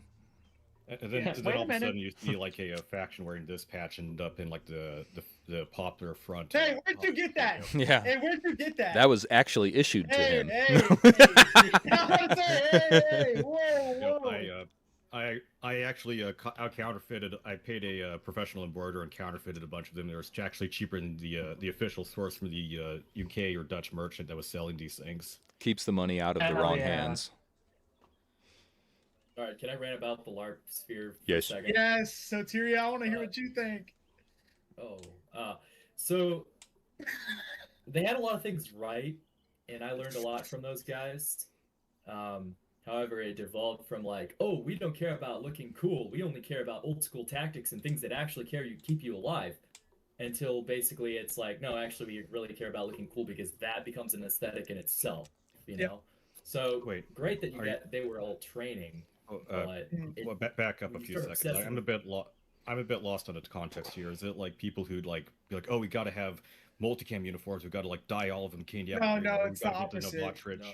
So it's I'm a bit so, confused here. so when it comes to LARP, that's why we're trying to pull away, because that's what it's become, is that people think of it like as guys who are obsessed with MACV-SOG. They think like the MACV-SOG doctrine is end all be all, despite them having 100% casualty rate. Like at least one person would get injured on an operation in MACV-SOG. They're obsessed with survivalism. They're like, I'm gonna live out of the woods in my bug out bag. No, you're not, bro. Someone's gonna Yeah. come by and slaughter you. It's over. If you think that any type of conflict in the American Midwestern Hell War, in my case, is going to be anything but conventional after like a year, you were stupid. It's not going to be, I'm going to live in the woods, because that's everybody else's idea. Everybody thinks they're going to go live in the woods. Nobody could, most of these people, they LARP the survivalism, never took a bushcraft class, don't even know what the concept of bushcraft is, doesn't know how to filter their own water, you know. Like, I had a conversation with the dude who's still in the LARP community about how he's like, I'm going to bring my whole family out to the woods and we're going to live. And I said, we're like, okay, so here's your options. You have a team of well-set guys and then your family, but you can only feed one of them. Which one are you feeding? I'm feeding my family. This is survival, bro. Like, I get it, it's your family and stuff, but you got to be harder on the take. Like, you can't. I'm going to get rid of my operational dudes who are going to be able to fight and go get more food and water over my family. I'm a bit confused. You mean I shouldn't just go into the woods with a Jansport backpack, a 500-liter plastic bottle, and just eat random mushrooms and berries? Yeah, and then on the way home, you can spend $50 on like gas and go to Burger King. Like, I'm gonna hunt bro. for all of Everything my is so food. worth you it. have to Yeah. have Alice gear in a butt pack. Yeah, dude. That's You're all gonna you go need. stay off in the woods. That's really great. Could you please field dress this squirrel for me? Yeah, Oh, like nobody you knows how to cannot? do anything. Like, dude. Hmm. Oh Yeah, man, it's a lot of we were posturing. asking Yeah, the dude if he even had a rifle, and he was like, "Well, no, but he has a $400 smock." Okay. Oh, I hate LARP, Okay. man. It's over with. Interesting. And he also said he wouldn't buy a PSA because it's just not good enough. You don't even have a gun, bro. Yeah. You take what you can get, bro. Quite like, the you know? moral high ground you have there. Yeah, with your Yeah. $400 smock, bro. I mean, like, I'd rather take like the dude that actually tries to like put a good heart and effort to actually learn things, and all he has is a single shot 22 or 10-22. Bingo. Yeah, Bingo. we found it. The solution. A lot of people worry about the equipment, and it's like, brother, if you just show up out here with what you got, with like a good attitude, and you're willing to take things away from the situation, like that's fantastic. Like some of my buddies, I want to get them out to go shooting or whatever. They're like, oh, well, I don't have this or I don't have this. I'm like, brother, there's people who like, you could have your rifle and it could have iron sights and a fucking duffel bag strap that you paracorded to the handguard as a sling, and you could carry your mags in your pockets. That's completely fine, Yeah. dude. Just come out here. As long as you could perform, you know. Yeah, exactly. I think Dude, you I can't like the LARP, man. name Double LARP Kid's so ended trad. up being quite ironic. Yeah, well, that's how it started. It was supposed to be a joke, so we didn't take ourselves too seriously. And then people started taking themselves way too not seriously, and then it just devolved into having transgenders in groups. I think Also, that's training a with symptom people of that being say they wanna online. kill you, you know. There's a Yeah. guy, and he's out there, but he did this big force on force event with this dude who like was openly up in my DMs talking about, yeah, dude, I don't care, bro. Like, I'd kill you if I had to, man. Like, it's like I don't even like your people. And it was like, Your people. Wait, what are you yeah, talking about? Is this like two individuals and they have like force on force inside of a no, sleeping bag? it was. It seems like it. No, it's this. They did this like it was for like smaller guys who were kind of down there, and they did this thing, and it was evil and sinister, and he was just I was DMing him like, hey, what's your like political beliefs, like like where are you like morally, what's your moral standpoints religious wise, and he was like, yeah, I'm not really religious, yeah, don't do this or that, I don't really care, and it's like, oh, so you have like nothing, like what are you fighting for then at that point, like what's the point of training for you, like I don't. It's Yeah. just it's cooked. There's a It's all cooked. motivation somewhere. Oh. Just trying to figure If out you- what it is. 90% of LARP, not 90%, but like LARP is a very spiritual thing. Like you're not doing this for the cool Sigma edits. Like sure that's what I make, but it's because I'm not making raw content because it's boring. But you gotta like you have to have some sort of reason you're doing it. And I said that in my video about LARP, and all these dudes are like, dude, LARP isn't even a Christian thing. Like the first people to make a LARP centric video was a group called Hootery, and they were a extremist Christian militia back in like early 2000s. Like, what do you mean it's not like a Christian thing? Like, I don't even know. These guys are crazy, man. These young bucks getting into the sphere just they've gone mad, man. They've gone mad. The young bucks, man. Yeah, no, it's that's something that I definitely think about a lot. Is like people kind of get so lost in their I guess path to training and getting gear and all that bullshit, and they kind of like there's obviously a motivation to do it from the beginning for something, right? For most people, it's like, I see that bad thing is coming. I don't want to die, so I must do thing to survive the bad thing. So, and then they get down so many different fucking rabbit holes, whether it's gear, whether it's guns, optics, it's stuff. They get lost on stuff. You know what I'm saying? And it's like, it kind of becomes their entire fucking personality. And oh God, I wish I had the fucking meme saved on my computer, but it's I have no personality and I must LARP. Fucking book cover I have from no personality, I must consume. Mm-hmm. Same shit. So it's I try to be a decent voice of reason to try and like remind people like, hey, we're doing this because most of us are God-fearing men that want to be a good advocate for life and not just like wanting to fucking kill shit or abandon your family so you can go live out some fucking ambiguous like LARP fantasy fucking where you're a lone survivor or some shit like that and you're gonna live in the woods. And it's like, for one, that's not even realistic, you know what I'm saying? And I don't even, in the sense of, I don't think that's ever gonna come to that point. I think McDonald's will be open until the heat death of the universe. So fucking you know what I'm saying? Like, I don't foresee stuff getting to the point where it's like, I understand why people are doing it, because they are constantly pushing towards the next worst thing to be prepared for. And eventually it's just, they lose sight of all of the baseline stuff that would otherwise square themselves away. A lot of it, in my opinion, is like EDC level stuff, everyday stuff. But fucking, like you said, for one, they don't even have the motivation to train at all. So it's kind of fucking pointless. But doing what they do in the sense of just, doing the tactical fashion show shit, it's like that strokes their ego enough to kind of validate their mindset and motivations. I think for this community that I like, the people that I see that want to do this, I feel like it's a litmus test that if you don't have any belief that you're not like, the question is that I feel like a lot of guys who want to do this need to ask themselves, what are you fighting and dying for? Like, what are you willing to die for? What are you willing to fight for? What are the lengths you're willing to go for your end goal? What is your end goal? And a lot of these people are just like, nah, I want to get my Crowd JPC 2.0 and put some LA police gear plates in it. Like it's really been very rough and stupid. And I think there's a lot of people just think about the conflict and not really what you're going to do after the conflict. Like what happens after the fire dies down and how do we rebuild? Yeah, how do we rebuild? Nobody really thinks about that, and a lot of the, Why are you it's the- fighting? Who are you fighting? some of my How do I get load bearing equipment if the Spirit Systems website is down? I Yeah, think there's a good point to be made about like a lot of people who I don't mean to change the subject too much, but like a lot of people who want to get into like the lay LARP and lay preparedness. If you want to just like, roll around in the woods with the boys and like shoot trees, don't actually shoot trees, but like, shoot shit, like that's fine, whatever. But once you start, like, people frame it as like, this is preparedness for me. And I'm like, that is awesome, dude. Can you change a tire on your car? And the answer is almost always no.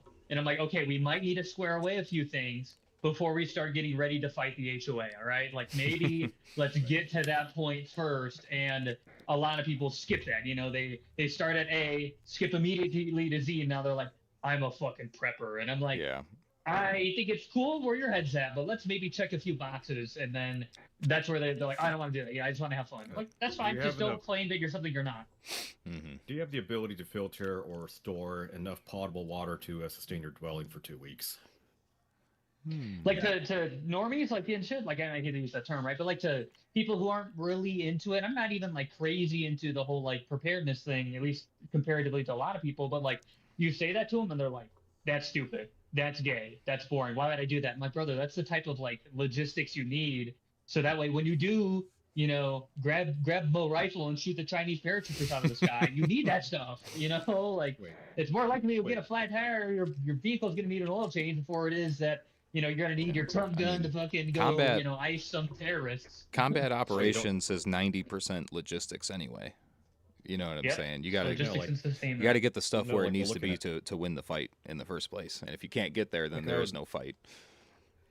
I would recommend Security Guy 42 just because he would emphasize more on logistics and just keeping people just simply fed than having like a specific rifle of like, oh, you got to have the 13.9 inch front sight post AR-15 for PSA with a quad rail and all that stuff. No, none of that. Just more about the basics of just making sure people are sheltered, fed, have adequate medical treatment, can actually have clean socks,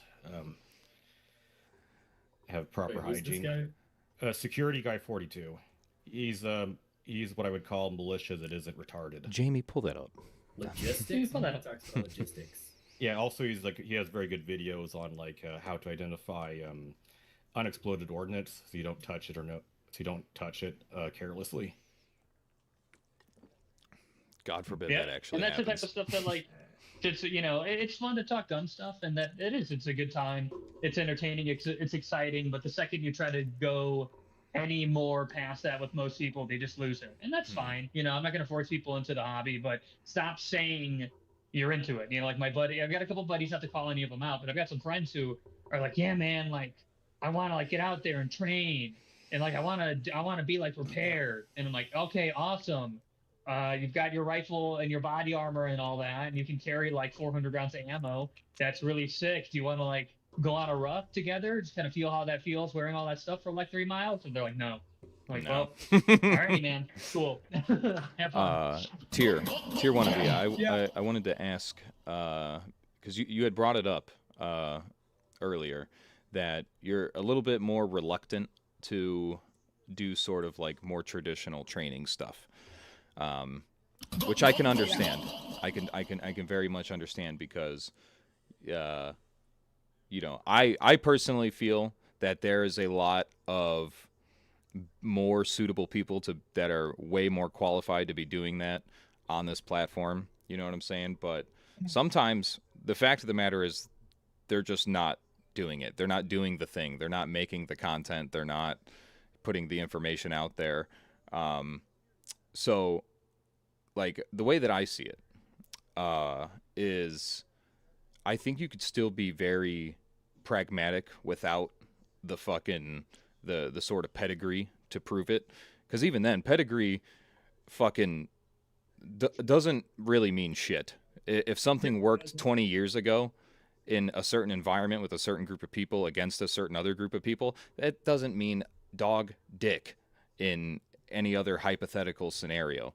You know what I'm saying? You could still fucking you could still war game it and be like, and leave it open to be a conversation and not be like, well, this is the way to do it and this is the only way to do it for any situation or any other, you know, amount of variables and stuff like that. Like when I did my CQB video, fucking, I have never fucking shot anybody in the face in a room. I've never done that before. You know what I'm saying? Like, it's just full disclosure. And I said that. I was like, you know, I'm not really the guy, but like, I think the fact of the matter is 99% of the people watching the video are also not that guy. They don't do it for work. They haven't done it before, and they shouldn't want to do it.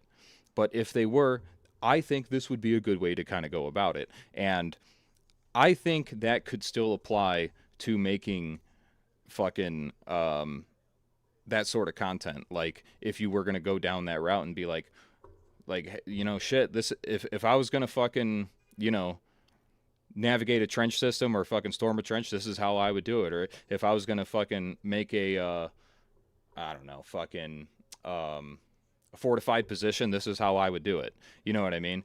And I don't think you would be wrong in doing it, because as long as you do it from the sort of logical, pragmatic approach, utilizing real world examples from recent history or fucking, you know, your environment, which, you know, there hasn't been a modern conflict like that here in fucking forever, basically.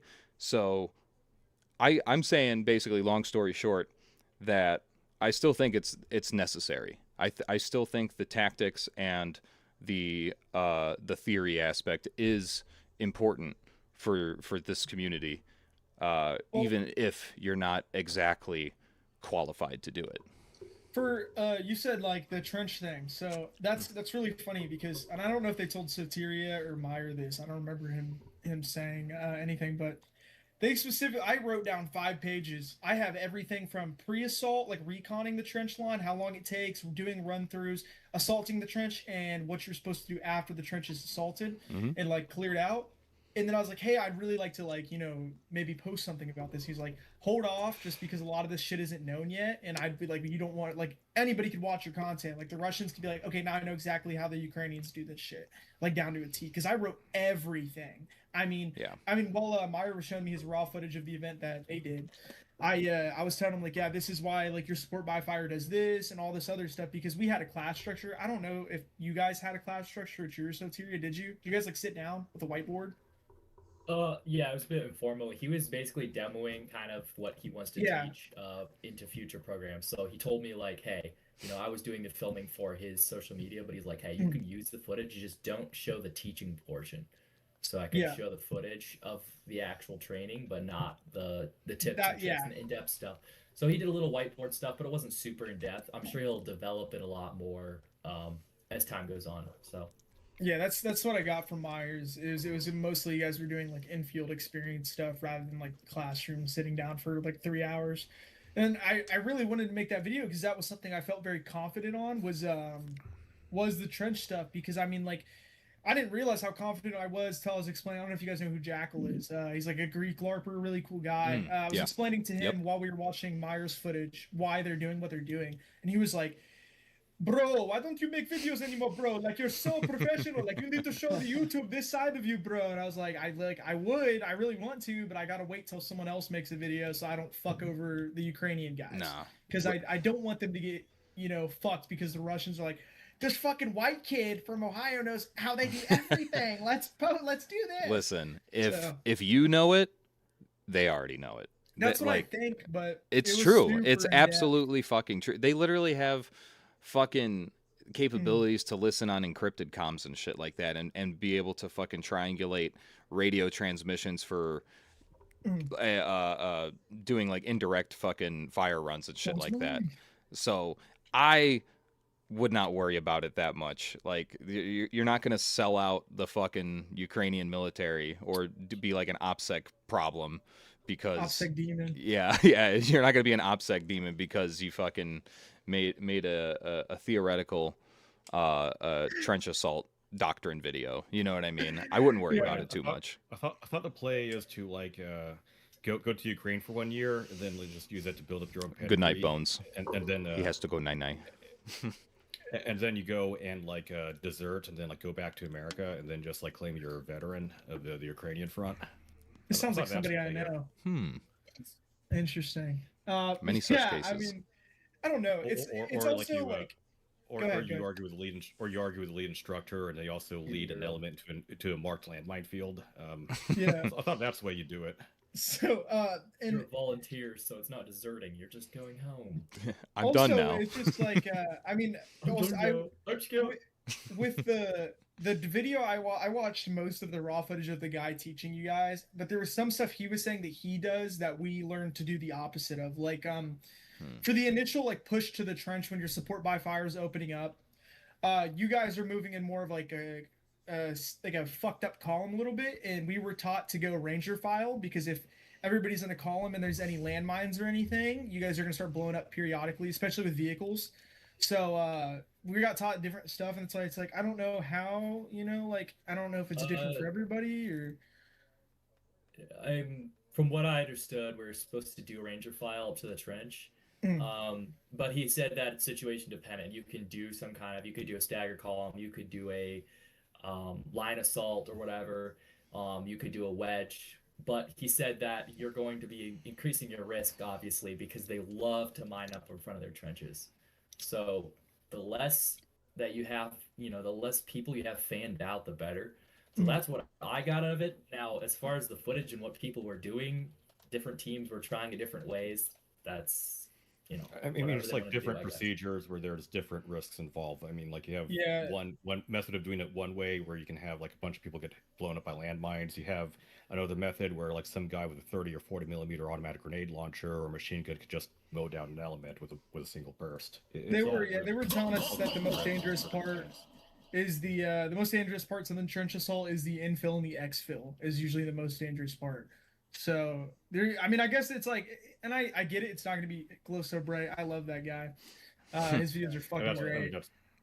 My mom watches Glow So Bright. I put her on. It's very funny. But yeah, besides the point. I mean, that's me, but Yeah, that's. Oh, that's you? Yeah, that's him. Yeah. Mm-hmm. What the fuck? Yeah, dude. His Discord name isn't Glow So Bright. What the fuck? Yeah.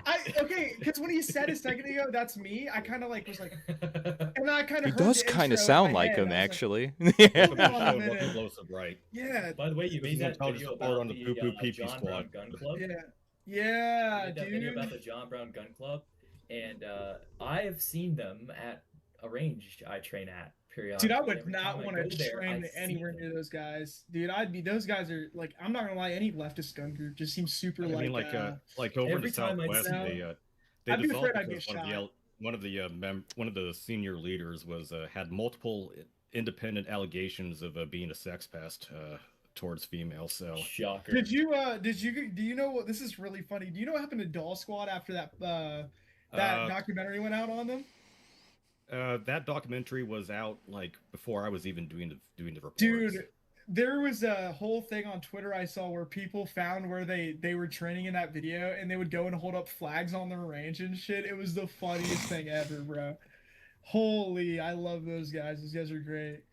Is that tier wannabe? No, that's not, dude. This is not tier wannabe. It's Cytoxel. I'm literally Cytoxel, dude. Are you kidding me? Go subscribe to my Patreon. It's $2 a month. Cytoxel on Patreon. You can see all my cool LARP footage early where I rappel off mountains and stuff because I'm badass. Fucking love Cytoxel. I am Cytoxel. Yes, right. We're doing little cross pollination here, Steadily. It's a wonderful blessing. Honestly, is Myers still around? Does he want to hop on too since Bones is gone? I'm gonna keep it a buck with you. Like, I'm gonna keep it a buck with you. Myers been texting me throughout this whole thing. He does not want to come on this fucking call, bro. Dude, that's fine. Understandable. Just for a little bit of a intel drop over here. I don't have much confidence in the source just because they didn't forward me like photos or information or anything. But possibly at the Albany Rifle and Pistol Club they were last seen at. So keep your head on a swivel. Yikes. Oh. So, listen, I'm not trying to stoke anything. What? Does Myers not like me? Does he hate my guts? Look, man, keep it buck with you. Hey, look, I'm gonna be honest. I'm gonna be super transparent. Mm-hmm. If you look, God, I hate being this guy. I'm just the messenger. You're not gonna hurt my fucking feelings. I'm just it's the okay. messenger, you know. I don't have beef with anybody, you know. So I think you guys are old as shit. I'm not gonna lie, but you know, you're still making content. But a lot of the guys who are like, oh yeah, I'm like AATH pilled, they do not like anybody outside of LARP. Like if you were to come to the gate, they would gun you down with a Damn. machine gun. Like It really it's be like evil. that. Just because you guys are man. You guys are Dude. just old guys. Tier, They don't how like the old guy are that, you? Just for I'm 21, man. you're 21. It's not Yeah. I'm fucking 7 years older than you. How does that No, fucking? Unk. How is that Unk? unk? That's not Your name fucking is unk. literally- Your name is literally Uncle OG, bro. That's You're a uncle. that's a joke, bro. All right. Look, the only people that I'll be really honest. The only people I really dislike seriously, it's actually one person, is PNW Gorilla. Like that's the only guy that I really don't like. Okay. That's why when I made that I video, love to have embedded, Why I love is to that? have I actually embedded wanna hear feds that. Why is in that? my group. look, so he kind of just fits the hipster organ sort of deal. And then I also heard of this very popular, beautiful story on how he left Milson West because it was raining, and I was like, that's all I need to hear, man. Like, are you serious? I thought, Because it's raining. I thought, Where's your I thought rain you were gear, supposed to, man? I thought you were supposed to like thug it out, and then That's- you get yourself like a cool like raindrop patch. That's what I'm saying, dude. That's the best part about LARP is when it's raining, bro. When it started pouring at Midwest Contingency, we were frolicking through the fucking shit rain. We were having a great time, man. God, So he's man. from the Pacific Northwest, so that story sounds very off to me. There's got to be Which something one? else That he's got there. like an Oregon thing? No, that's literally just like I just think I heard the Milson No, West the thing, rain and at Milson West. that's a Literally, popular like, it story, rains every man. day where he lives. He wrote a thing on Twitter. Oh yeah, here, because I'm not gonna lie, I haven't talked about it for a while with anybody, so it's all coming back to me. There was this comment he made on like, okay, I don't want to misquote him. I'm not gonna misquote him. Feel this free. is verbatim. No, I really don't, because he didn't Is it say. about the night vision thing, the discount? No. That too. The whole shilling stuff is kind of weird to me, but you know, to each their own. Cytoxel does the same thing, and I dogged on him on stream about it, and then I was drunk and he made me upset. So, love Cytoxel still though. But that's besides the point. He posted something about like, hey, we're not gonna let any, and let me finish before I say this, because I do agree with him. He's like, we're not gonna let any women come to our training events, which I agree. You shouldn't let women come to your training events. But for the reason he stated was very interesting. It was more like, if you don't have a boyfriend with you, we can't ensure your safety. What do you mean by that? Like, what does that mean? I won't be able to stop myself. Yeah, that's what I'm saying. You mean like if a woman is heavily armed and has a concealed handgun or a belted handgun and a rifle, wouldn't she be like safe individually? No, I think you're missing what I think he was insinuating that we can't ensure your safety. Probably You know? hyperbole, as in Me to like, put hey, her there's some like, weirdos, you're probably getting okay. freaked out. Yeah, I so think it's okay, like, we need the woman in a burqa or another like head covering to like keep the keep her there you modest. go. There you go. Like Them that's what you ankles should better know. be Like, covered, if you're not wearing your whole burqa and shit, you're not showing up to the LARP event, you know. But you know, that's neither here nor there. I just think a lot of the stuff he says, it's very man childish. It's like, dude, we're so Sigma. We're like 30 years old and we're LARPing out in the woods, dude. We're so young. Like, it's just kind of cringe to me, and I think people need to be like less trying to fit in with the younger guys. Like, Uncle OG, you don't do it as much, but you're not ashamed of your unk. You're not ashamed of your You're like I 30, can't bro, control right? it. yeah, but you're not ashamed I'm of your 28, unk, you know? yeah. You're not like 28, bro. Yeah. radical dude. Hey man, my gun got lost in a boating accident, man. Yeah, like That's corny as from hell. what I've seen, Well, I don't watch a lot of.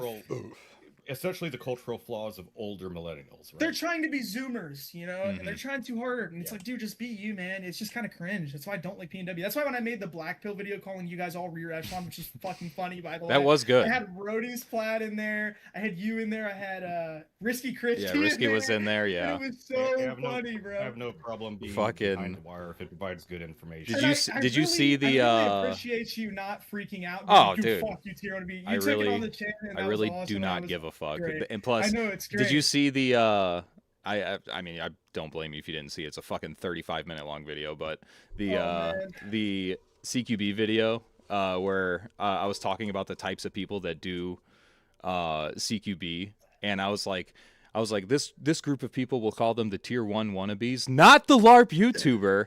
And I did not, fucking man. dude, I missed and that. I was shaking and crying all night when you called me old, and then like for one frame I put unk status over my eyes. Fucking, Yeah. it was good. Bro, how are You you should- 28? What do you mean? How? Yeah, you're old You as look shit. like You got that, hey, bro. hold How are on. you You got 28? kids? You got kids? Of course, yeah. Oh, thank God. All right. I thought we were really Yeah. out of it at this No. point. No, bro. Hey, bro, your man eggs are drying up, man. You gotta get out there. Yeah, right. We gotta get out there, bro. No, I'm just gotta fucking use married storage and I device have called- children. All right, I'm That's awesome, good. bro. All No, you just gotta right. use a storage a Congratulations. storage preservation device. It's called a sock. Yeah. Yeah, That, yeah. let them ferment. Let You them could age. freeze it. You could freeze it, then use it later. So funny enough, that Steadley guy who was like, is Wait, that Myers said he doesn't hate you. He said, hey, didn't say I hate him. He's just old as shit. How the fuck is he 28? He looks 35. okay? That you know what? That's actually where the Unk That's name fair. came from. Is that I just look old. It's Yeah. I blame that on the military and having children young. Just That mature. that'll I think do that to you. Meyer is just very what's the word? Like you know what? Like you know those old cops who've been in the force for so long, they're Jaded? all just assholes. Yeah, he's a little jaded with the community because everybody in here will like we'll sit in a call together and he'll read his comments out as he's blocking the people from viewing his channel. Like, Mayfly, is this real war or LARP? And then he's like blocked. Like, it just You're an pisses him idiot. off so bad. Like, dude, some Indian dude posted his raw truck ambush footage and said it was his footage and he was in Ukraine. And then someone commented, "This is not your footage, bro." And then he deleted the whole video. But like, dude, it's so weird. Like the LARP community is so parasocial and evil. Yeah. A terminally online I'm crowd John that's Cag. surrounded Yeah, about being I'm John outside. Cag. I'm John McVie Cag. It's Yeah. just I think Myers tired of the low IQ people who can't see that when I shoot somebody, there's no blood coming out of them and it's not real war. You know. It does look good though. The It edits does- it look does great. look- yeah. So Myers- what is real war? Is it a Mexican cartel? Is it the After Effects or After Action report or battle damage? Dude, wait, hold assessment on. or Are we Mexican drinking cartel? right now? I am sipping on that delectable Oh, man. elixir, the I would- PBR.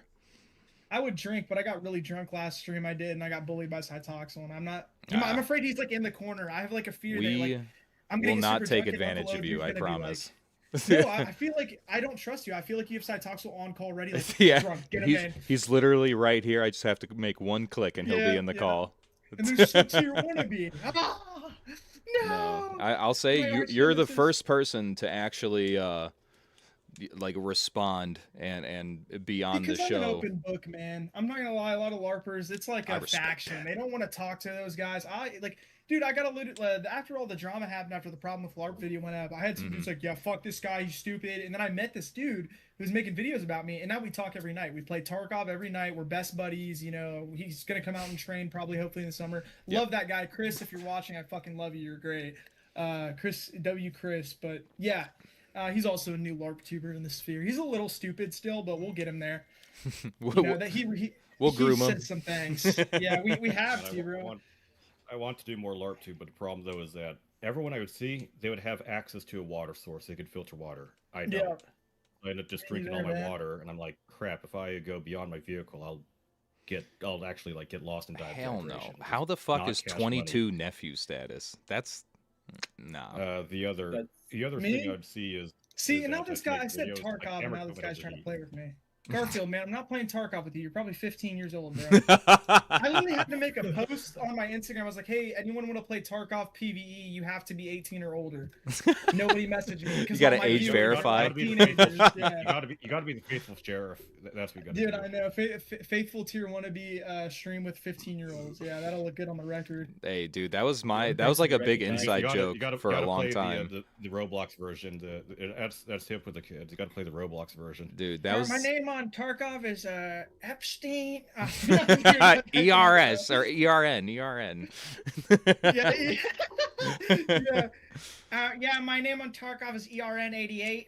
Go ahead and add me up. Like, dude. Fuck, The dude. only guy who dude. recognized me in real life was back at my gym, and it was back when I was still wearing the mask. And he recognized me the second time I saw him, just from like my voice or something like that. And now we train together. That's sick. It's like Wholesome very chungus. random. I could never. very I random. got We had I a got. lot of massage jokes between us because it was very odd how it all happened. But Yeah. The event I did back in January with another LARP tuber is a Force on Force event. This dude, he comes up to me and he goes, like after the AAR, we're all packing up, getting ready to leave. He goes, "Aren't you so and so from this school?" And I was like, "The fuck?" And he's like, "Dude, I had business consumer math with you." And I was like, "What?" he's like, I can't forget that nose anywhere. And I was like, all right, bro. That That's- schnoz. You Yeah, because I you got a gotta. hook nose, bro. Damn, I that's got a tough. hook nose. I also I'm got a a pretty slot big. agent. I got a fucking Dude, we got the Mediterranean same nose. shit going on, Yeah. bro. Holy shit. Dude. Yeah, that was the weird. That was the only time I'd been recognized, and it wasn't even from my YouTube channel. It was from high school, and it was just really weird. Yeah. That Ain't kid's nobody evil, by the recognized way. me yet, Holy- but that's understandable. I That's don't great. wear my Those pink are mask out in genuinely public. close. Did you? Is this your first time face revealing? What's going on? No. I take it off all the time, honestly. Fucking. It's always like not really anymore, but for the first like 6 months, it was like, holy shit, he did it. I'm like, just literally go back to the last video and like you could scroll through the timeline and like I take it off after like 30 minutes because I'm like, I don't give a fuck anymore. Oh my god. Trying to work on the Goon Cave. That's real interesting. Oh yeah, that was a fun one. Hey, actually, dude, I got something just like this on the land I train on, but we like put wood paneling and electricity in it. You should do that. OG, do you have any topic questions for us, or? Yeah, can we get some real questions here? What am I on here for, man? Yes, right. Gotta keep the kids entertained. Let's see here. Fucking. Let me go through my list here and see what I got. Find one. I don't want to do it like a. Okay, so here's one. So there was like a real hot button issue for a while, and I'm just on the outside looking in. You know what I'm saying? But like I follow you on Instagram, fucking, and obviously YouTube between you and Meyer and fucking what's the other dude? Fuck. I can never remember his name. Ozark Walker? Ozark, yeah. Field Ozark. No. Ozark. Chungus, yeah. Ozark fucking- Chedler. I follow you guys on Yeah, the yeah. platforms that you're on and shit like that. And it seemed like for a while there was like a weird hot button issue surrounding Oh, this is about to go crazy. plate carriers and LBEs or something like that. What the fuck was that about? I'm like, what are we freaking out about? Okay. What is this about? Because Like, what are we that's- arguing that's about? That's what we were saying. So Uh-huh. my favorite thing to say, I said it in the Cytoxel stream the other day, is if you tell a LARPer met TC, their head will explode. Like they don't get it. So we used to really run Belt Kit because we were like, it's gonna be more like decentralized, like cells acting in guerrilla warfare. We're gonna need to be able to like sustain ourselves. Mm-hmm. But then we all started when this war in Ukraine really kicked off, and then they started to make advancements in warfare, like the FPV drone started becoming a thing. Trenches came back, and we were like, example, like I don't want to dox myself. I'll just have in the Midwest, but people know where I am. I'm in the Midwest. It's all cornfields. If something were to Midwest happen gang, here- rise up, by Yeah. the way. So it'd be like evil trenches and dugouts and stuff, and we're like, and like the guy this guy, his name's Willie, Wild Willie D. He's on a YouTube. He's new. I know him. Yep. He's got $3,500 thermal drone that he recorded someone taking a piss on at the last event we went to. Cool guy. If this guy has this and it has a dropper attachment, and you're like, Fuck. civilians are gonna have drones, bro. Like they're gonna have drones. I don't know if you've seen Stat Tag. You know Stat Tag. You know Stat Tag? Yes. He made a video about an event in January, and I don't know if you noticed, but there was a group of guys who cross an ODA and get fucking torn to shreds. That was my guys. That was our group. So we were Yikes. sitting on the edge of the tree line, and we're like, yeah, like all this and that, like we should recce this, and then we should go. And they're like, fuck no, let's just cross it. They're not here. They Turn were and there. burn, we died. baby. Yeah. And it's like, and when I go to these events, I have like belt kit or plate carrier. What should I use? Because it's met TC, but these guys are all under the impression that since an Appeal to Heaven or Alex made his first videos with a Smirsh rig, that's the end all be all. You know, that's like, we're different from the boo. It's not even LARPs, that which is what much we used to call fucking them. different. Like, It's not. It's, why are we dude, drawing like, such a hard line? people don't understand because they've never had a plate carrier, but you're really adding maybe I mean, with the plates that, first of all, I want to keep in mind, I just got into armor. I don't even have plates yet because the ones I'm trying to get are out of stock. I just wear the plate carrier for the videos Sure. because it looks cool. Of course. It would Aesthetics. probably add about a 9-pound difference in weight wearing plates. And obviously it's not including groin armor, which I think groin armor is super important because if Bubba comes out with a 12 gauge with birdshot, your nuts are going to explode, buddy. Yeah. I'm sorry, but Yeah, you can't but it tourniquet a gets- taint. yeah, exactly. So they think that it's just since he was the top guy, and I still, like I said, I have no beef with any of these people. I know Alex doesn't like me very much because when he started watching me, I was a retard, and I get that. They think since they're the top dudes, they have the seat at the center of the Freemasonry table of LARP. that whatever they say goes. And even them, and that's the thing, is since An Appeal to Heaven quit, Inside Talks barely makes videos, nobody knows that those guys wear armor now too. If you look at any of their Patreon shit, they're wearing plate carriers. But no, dude, we have to be more mobile because we're gonna outrun the tank like it's Red Dawn or something. Like, they just don't understand. Hello, Jim. Who the fuck is this guy? What is going on? This is Jim Eagle, proprietor Jim of the Eagle. Jim Eagle YouTube channel. Yep. Unaware. I'll do my research, but A fellow It's- Probably masked not. Goontuber. I'm still a the young guy or a little guy.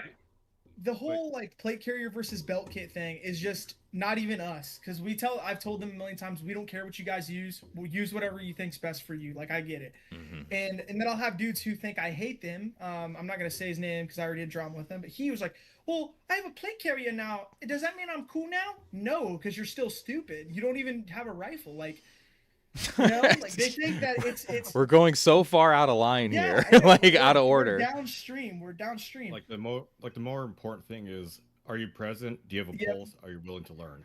Yeah, exactly. And first of all, he wasn't willing to learn. We tried to educate this dude on multiple things. He was like, he just talk over us. That's what I'm saying about New LARP. Is I get it. Yeah. They're young. When I was young, I was fucking doing that too. When I was young and An Appeal to Heaven texted me on Discord and told me I was a retard, I was like, fuck this guy. He doesn't know what he's talking about. He knew what he was talking about, and I just didn't want to listen. So I was like, fuck, 18 or 19. Mhm. So, I mean, I get it. Really long time ago, but- by the way. Yeah, if you know, like, Just kidding. it was a relatively long time ago. It was decent enough, okay? I've definitely matured. No, of but I course, had to yeah. meet people. Opinions- I definitely had to meet Opinions people and that doctrine changed. change, bro. Yeah, I 100% understand like both Mhm. sides of the argument, because I was once on the side of fucking speed is security.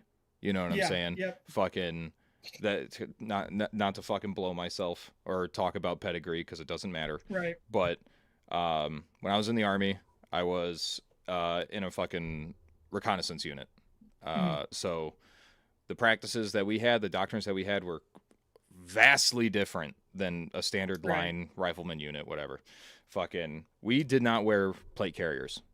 We did not wear ACHs. It was boonies and fucking taps, and basically that was it. Rucksack, medium work, whatever. And fucking, I was like, I'm like, this is it, baby. Like, this is high speed as shit. You know what I mean? Fucking, and Yeah. it was great during training because you're not fucking sweating your ass off or whatever. But then you actually go and do like Op 4 training and shit like that, and suddenly the feeling of like, or the risk of getting shot is like much higher, and it's like, Mhm. I don't give a fuck anymore. If the fucking percentage chance of me getting shot is above 0, I'm wearing a goddamn plate carrier. No, Yeah. not a Cav Scout, Papa Wasabi. 11 Bravo, okay? It was a fucking infantry I mean, like reconnaissance unit, I mean, dismounted. to add to that, like I was speaking with Travis Haley like a couple of weeks ago, and then also I would hear like from M26 Lemon Grenade on the videos he puts out. Mhm. Infantry doctrine has changed a lot with the advent of drones being more and more widespread. 100%. A lot of the older stuff, you end up just Oh, getting yeah. splattered by a kamikaze or an agricultural dropper. Yeah, I think it's just like from a friend who's in the National Guard right now. He's dismounted reconnaissance, and I asked him about his armor and his kit setup and such, and he said, "Oh yeah, we all run our plate carriers without the plates in them." Yeah, And I was like, "Oh, Yep. with Yep. the plates in if you deploy." He's like, Very I common. know a lot of guys that are deployed right now or still don't have their plates in there.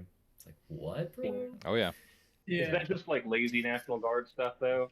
You No, know? I've seen it in active so I'm duty. not I've seen sure, it. so I can't verify, but Yeah. I know that people from his regiment or whatever are deployed currently and doing the same exact thing. So And that's kind of funny. It was a pogue-ass pogue, and it was out in Korea. So like you have like North Korea being like having artillery and rifles and stuff, conventional military, and it'd be like ACH, IOTV, level 4 side plates, and God. everything being covered in aramid. I'm like, well, The body yeah, it diaper. makes sense. They don't want to get like I don't want to like just die from getting artilleried.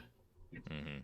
I mean, so I was in 0311, and we had like very specific SOPs for like different situations where we would or wouldn't use a plate carrier, and that's just in a line company as a regular rifleman.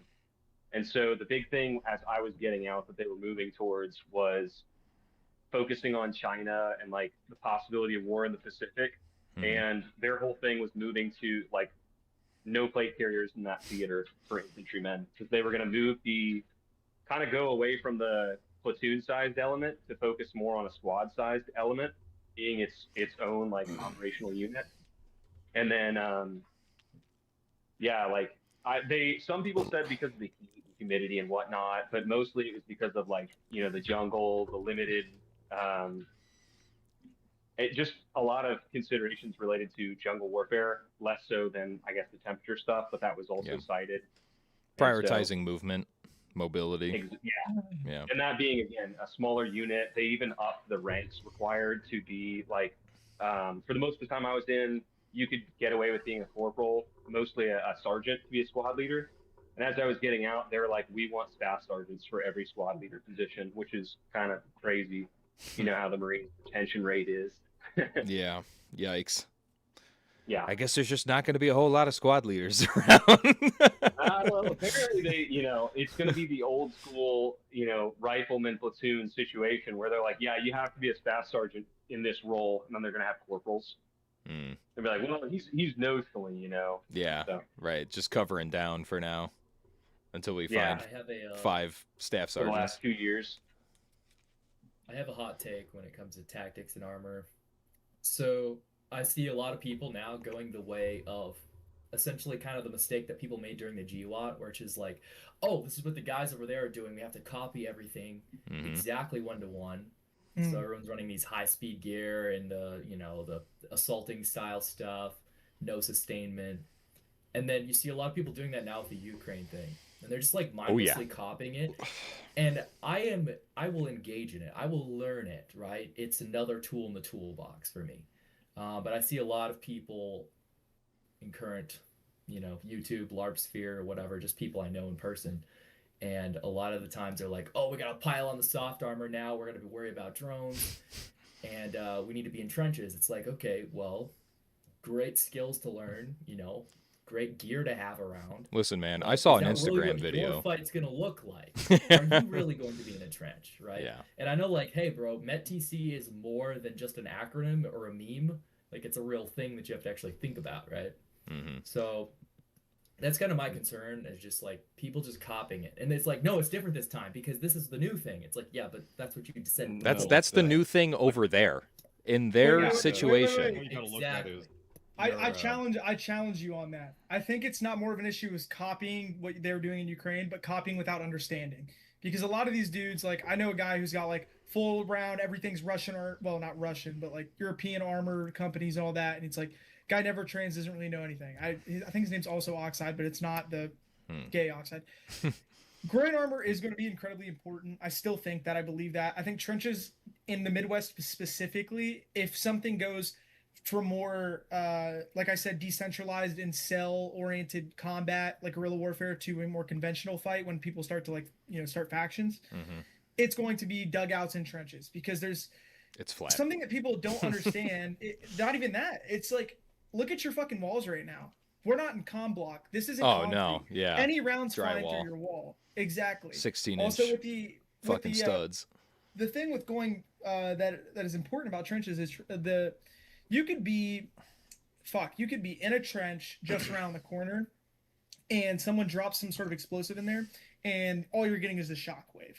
You're not going to die. If someone drops artillery, it's going to go overhead because you're in the trench, given the fact that you drop down in time and react to the IDF. But I think that's why people focus more on, like, people were focusing on the MACV-SOG stuff for LARP 2, because it was like, we're not a big group of guys. We don't have Humvees and tanks and stuff. We're more like, we gotta survive out here. It's like, it's going to be long movements through the woods. It's going to suck.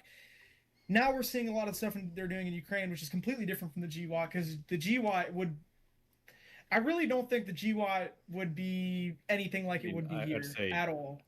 I'd slightly disagree. Yeah, it's like... It depends. really depends on the biome. Like, yeah, that's what I mean. Like your wide, flat, like heavily motorized grid-like cities and suburbs. Like, so you see like Dallas, Texas. You have, yeah. Los Angeles, But Phoenix, Arizona, Salt Lake City, Utah, where everything's just flat grid, like roads, everything. It's more like GWOT where you have like technicals, you have, or fighting mechs, you have technicals, you have SUVs like what Blackwater would have, you have slick sedans that would be used for infill and exfil and transportation. Yeah, It is really But bio-based. at the end of the day, though, the problem comes from when you're prescribing one thing to everyone. Yeah, exactly. You Don't need soft armor because you will be experiencing shrapnel. Well, how do you know that, right? Like you don't. Nobody knows that I'm going to be shot dig with down, artillery.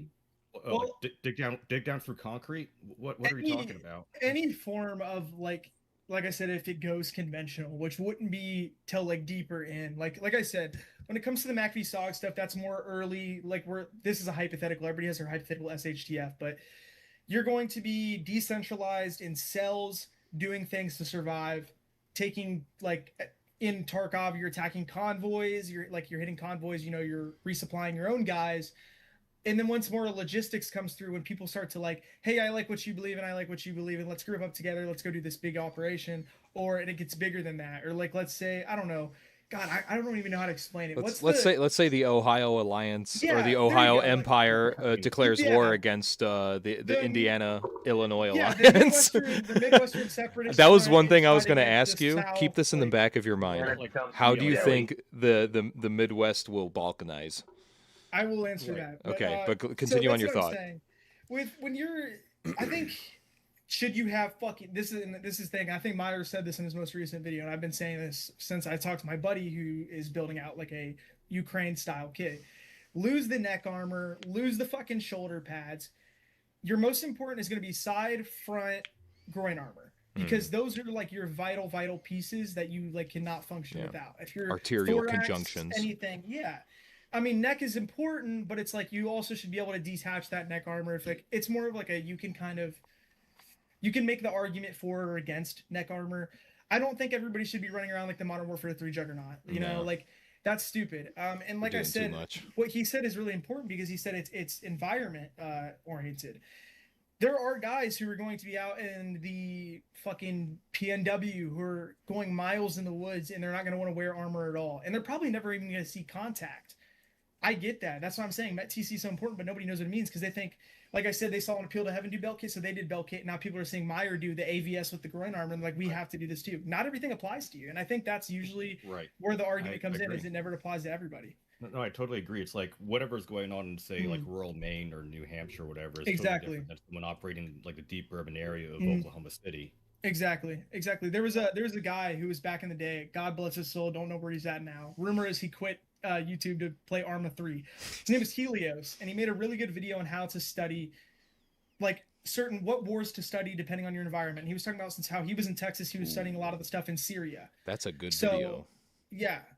So that's what I'm saying is like you gotta like people need to understand that we're not the end all be all. We're just like we're fucking talking heads on the internet. You need to sit down and be like, okay, where do I live? I live in an urban hellhole. I need this and that because this is what the guys who have fought in urban hellholes needed to survive. You know, you can't just be like, I live in New York City and I'm gonna buy a smush rig. Like that's not how that works, bro. Like, you know? Yeah. The hustle and bustle. Gotta get my 72-hour sustainment rig on me. Jim, yeah, exactly. Say something. I think I kind of cut you off there. I think you were gonna say something there. I kind of cut you off. Or whatever. What part? I think it was just I was talking about how everyone has some kind of idea that they're developing off of what's going on in the near future. I mean, in the near present or past, and so they look at the conflict immediately before them, and we see this throughout all of human history. Is some technology or some meta develops in the next, war that just sweeps a ton of people that were going by the last war's doctrine.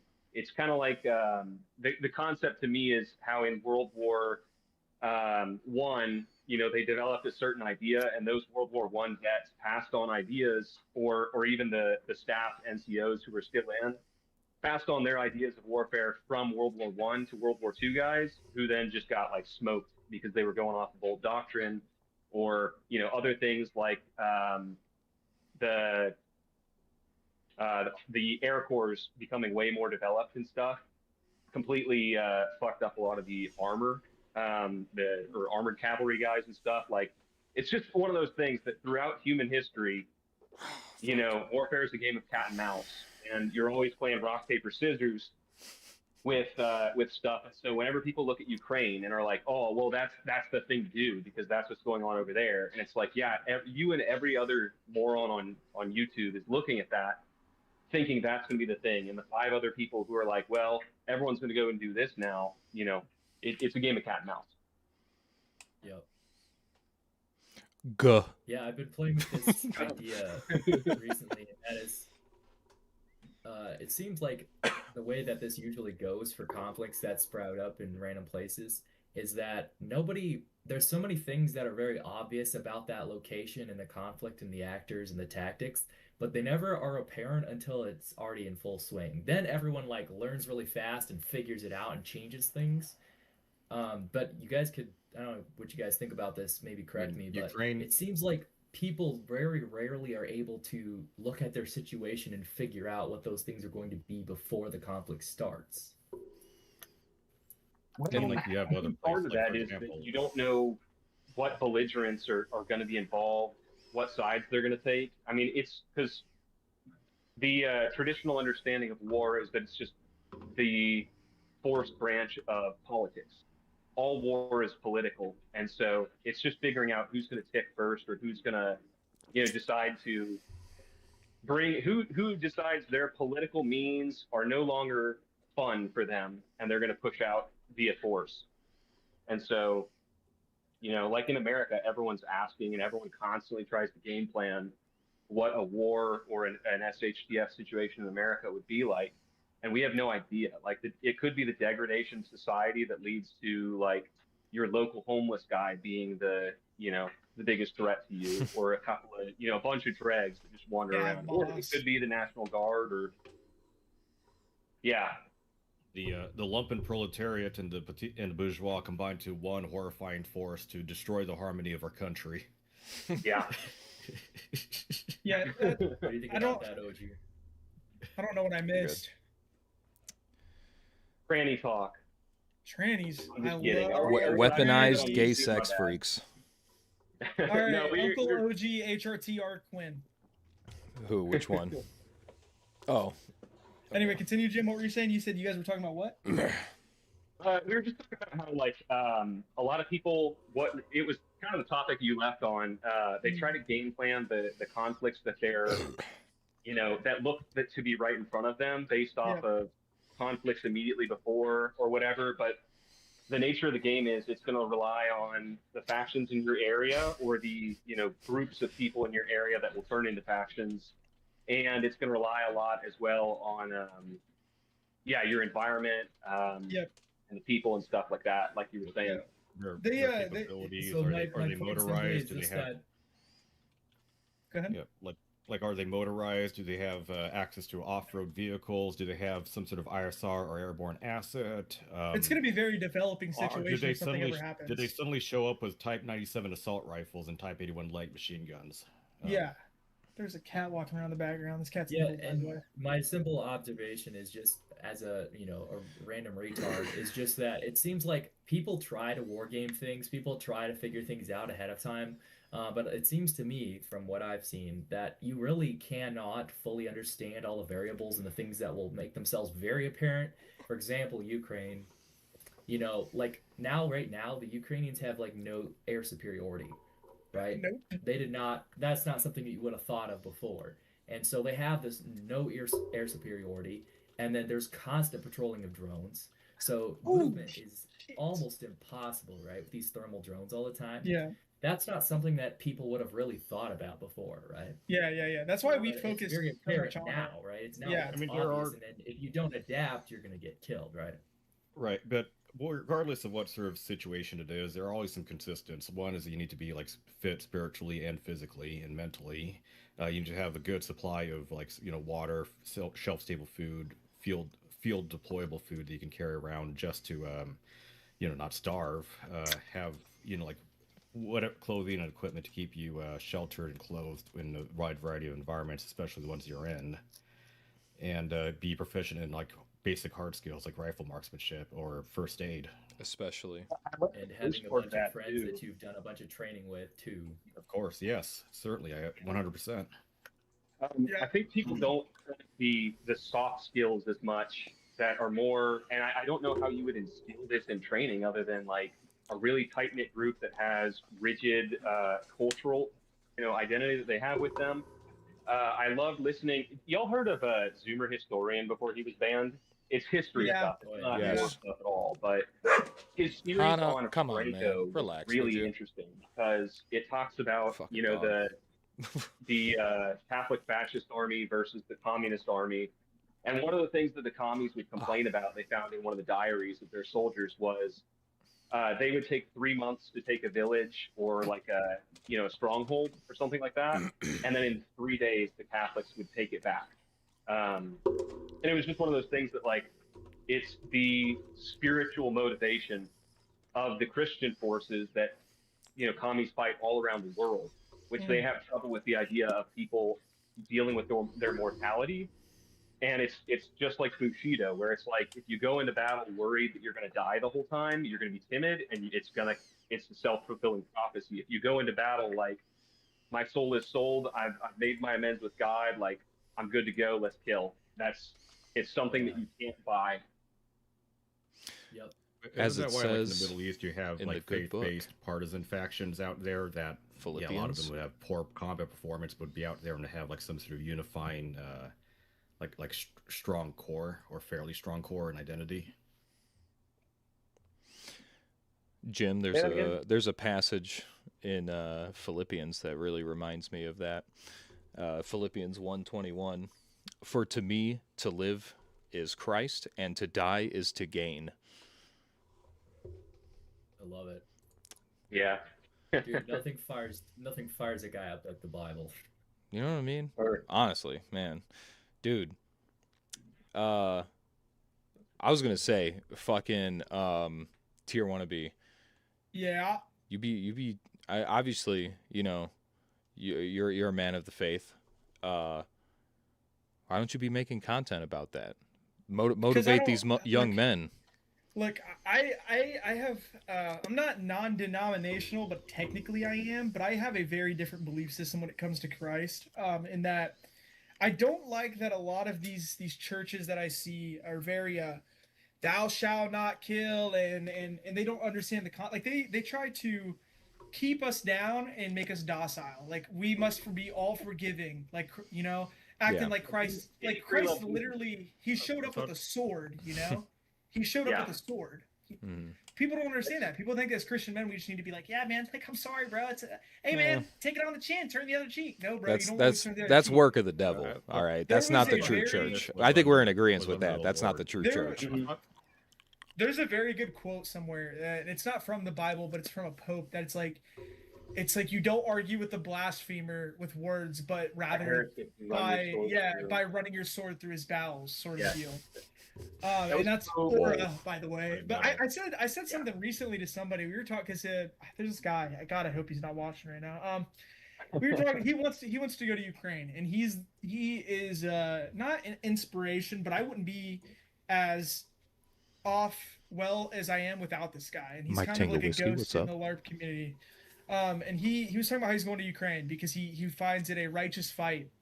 And I was like, what if there's a fight here and you die over in some European shithole where you really belonged here? Because a lot of us could use these guys. And he started talking about Christ to me, and I said something along the lines of, Christ paid the ultimate debt, and we can never repay that to him, but we could at least try to.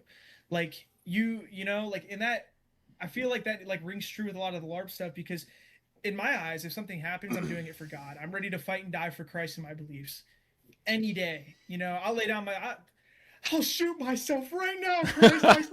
Dude.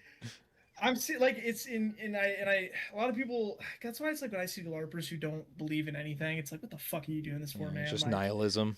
yeah, For it's the just what like, they fight for. yeah, It's Me too before I died. yeah. So I've been told that I need to bring this up, that one of my supporters here, one of my fans, Steadley, he actually found me through your better luck next time video.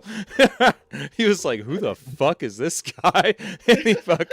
And then he saw that I commented on the video, and then we actually just hung out not too long ago, up in the old Cascades at a Man, shooting you guys just competition. hang out with anybody. If someone messaged me, it's like, "Hey man, I'm in the area. Have a nice trip, bro." Like, I'm not hanging out with I you. mean, I bro. was going to a public event, you know what I mean? It was a shooting competition, so Oh, I see. yeah, very good, very fun time. But Yeah. yeah, man, I think it's important to really be an advocate for the faith in a very direct way. You know what Yeah. I'm saying? I mean, just I'm nobody. Okay, I'm Right, not right. a fucking born YouTuber. I wasn't born into this shit. I feel like I failed my way here. You know what I mean? To have as many subscribers as I do or anything, which I'm not trying to sound boastful or anything, but it's like I don't deserve this shit. You know what I mean? Like I Right, right. fucking it is a blessing. And so and I adamantly believe that. And I think that it's very important for us as believers to really spread the gospel message to the people who don't know it, but also solidify and share in fellowship through the struggles in our walks and stuff like that among each other who are believers. So Right. I think that would be a really good avenue basically for anybody who is a believer, who has a platform, and even if you don't have a platform, you know what I'm saying? Right. I really love it when people utilize this platform for the kingdom in any way, shape, or form. You know what I'm saying? Whether that's through No, I think Ozark does a really good job at that. That's why I kind of leave it to him, because Ozark, he, not to say he brought me into the faith, but he brought me closer to the faith. I didn't really think of it as much. I was more like a Protestant, like, oh yeah, I believe that Christ died for my sins. And then he brought me a wider thought process, and then I met somebody else, and they brought me an even wider thought process on it. And that's why I kind of just leave it to him, because he seems very serious about it, and he does a really good. I think he does a really good job. You brought that Yeah. up. You said you have like a sort of different set of a more belief violent, structure. more violent belief. So just non-pacifism, basically. Yeah, no. Okay. No, Yeah. fuck no. That's- If they're a threat I to don't think you, that's a and hot you take. think- That's not a hot take. Yeah. Yeah, I just at the churches I see, they're just kind of like super gay and like, yeah, I just no, man, we gotta love everybody. No, we Yeah. don't. These people want you dead, bro. They would kill you. Like, come on. Yeah, Yeah. no. I think Yeah. we're starting to see, Here's especially in the grassroots aspect of Doll the Squad. brotherhood is pattern recognition. Use this skill. Yeah. yeah. My cortisol spikes every time I see that. This kind of makes an interesting point. Like whenever people, the hippie free love Jesus thing, the whole like Jesus was just this peaceful hippie Yeah. who wanted you to love people. That belief that's been around since like literally only the 60s. Jesus was totally cool with concealed carrying. Like his Yeah, apostles concealed Yes. carried. And then everyone's like, oh, well, he said, Peter, put your sword back into its sheath. For those who live by the sword, die by the sword. He was literally talking about that moment. And he was saying, look, things are happening here that are out of your control. Yeah. This is Don't die supposed to here. happen. You need to be, This you is have going your to mission happen. later. Yeah. But you think Jesus, God didn't know that Peter was carrying the whole time? He's just like, whoa, my guy's got a sword? This Oh, no. there's this thing that the guy I was talking to, when I was talking about, I sent him that. He sent me a quote back, and he wrote, "The greatest and most radiant gift delivered unto humanity by Christ was not his life, but his death." So yeah, that's why. That's why like his whole goal was to die, pretty much, for us. It wasn't like that's why he said, "Hey, put the sword back, man. It's got to happen," you know. Yeah. Yeah. Just an And it was anecdote, a situational thing. my videos didn't start blowing up until I started talking about Christ at the end of my videos. Cool. So One- and then I told one God issue I that I'd do- always keep that in there because I don't want to ever hide my faith. So I don't want to blow up. For me, the way I look at it is like keep on seeing people use like religion as more of a prop than it is an actual principle. Like like the Grantham, like the Grantham videos, especially, or other people like trying to sell like a $90 Bible with a camouflage cover. And I'm like, what the hell is this? What? You don't like that, dude? Come on. I got man. Shit. issued one of those. I still have it. It's the New the Testament. Chinese one. A Boomer buy- Chinese one. I do. I buy AliExpress stuff, dude. It's amazing. Man. Yeah, by the way, blow up, by the way, I just mean like get any views whatsoever on Yeah, the but video. you got a man, you're fuck dude. You did really blow up though. I wouldn't call it that, but Dude, you got like 10K I subs. did, In bro. my side of things, that's like a big deal. Like, you know, we all want to be niche, and that's like a Have you ever seen a room of Wait, that's like 10,000 Soteria- people? Soteria- yeah. Now like, imagine them dude. all That's there same- to watch you. Same thing. And they're all like 14 years Of course, old it's and the play gear airsoft. video. Yeah. Like, For me, it's video, of 19-year-old course, it's Mexican gear. kids. Yeah, yeah. Video Soteria like fan 20,000 meetup. views. Soteria fan meetup, and it's just a ton of 14-year-old white kids. Yeah. Hey, That's that- literally all of our and that's plays, what I'm bro. saying, dude. I'm like, I Yeah, have this regardless of right. platform. There's people That's that what are I'm saying, listening. we gotta- It's yeah. important to literally, like, I didn't We gotta necessar- grow up! yeah. Well, dude, it's I like, hosted a, you know, I didn't. I was. like, I'm gonna say it. You know, fucking. I do believe this. It's like maybe this is a calling. That it's. I didn't necessarily ask for this, but clearly my faith is a big part of my life. And once I started speaking publicly, aka on the platform, it's like I'm compelled. I feel compelled to do it because it is important. This is a matter of literal life and death, spiritual life and death. Yeah. You know what I'm Power of saying? Christ compels you. It literally does. That's like, and that, dude, I'm not gonna lie, like, I like dog on the fact that a lot of younger dudes watch this stuff, but I think it's good because I think it'll make a niche group of dudes who were about my age when I found an appeal to heaven less soft, and they'll want to do more things, and they'll want to be, you know, they'll have a better spirit, Mm-hmm. you know? I think that's good. Yeah, I know. The older generation's always mad that the younger generation finds information they wish they had at their age sooner. Yeah. The way it always goes. Old man, 21-year-old old man. Or finds solutions to problems that they created or weren't willing to fix. Yep. That's a big one I Yep. see boomers always mad about. Yeah, like, oh man, the country's falling apart. Oh, you shouldn't like go and like report on these like crazy people. You might get us targeted. I'm gonna go piss real quick. I'll be right back. Might get our I church always targeted. hope to be the kind of man that as I get older, I'm happy when I see younger guys get over things that I struggled with faster or learn information sooner than I did, because I see it as the whole point, right? That's the whole goal of teaching people what you've learned is just to help them get over those hurdles faster than you did. But I think people forget that. They shouldn't do the same mistakes we have done. Exactly. Otherwise, we didn't do our job. So, moral of the story: don't start a LARP channel, and just go out and do stuff, guys. That's the moral of the story here. So, sorry, you're not doing the really much videos anymore, but Dude, no. you're still doing plenty of training, right? Yeah, well, there's that too. So this is the thing. Once I went to my first, this dude messaged me and he was like, "Hey, do you want to come to this like Miles Gear event?" And I'd never been to a Force on Force event, and then I went to that and I was like, "What am I doing by myself? Like react to contact drill once a week, and then I just go out and do that for a few hours." I don't really do it as much anymore. Mostly my training, because I don't have guys here, consists of PT and just marksmanship.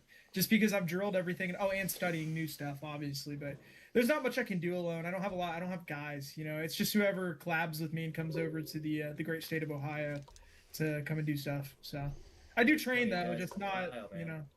I know, and that's why I do because the events happen in Ohio, and they host a lot of like monthly stuff. But the issues were just so spread apart.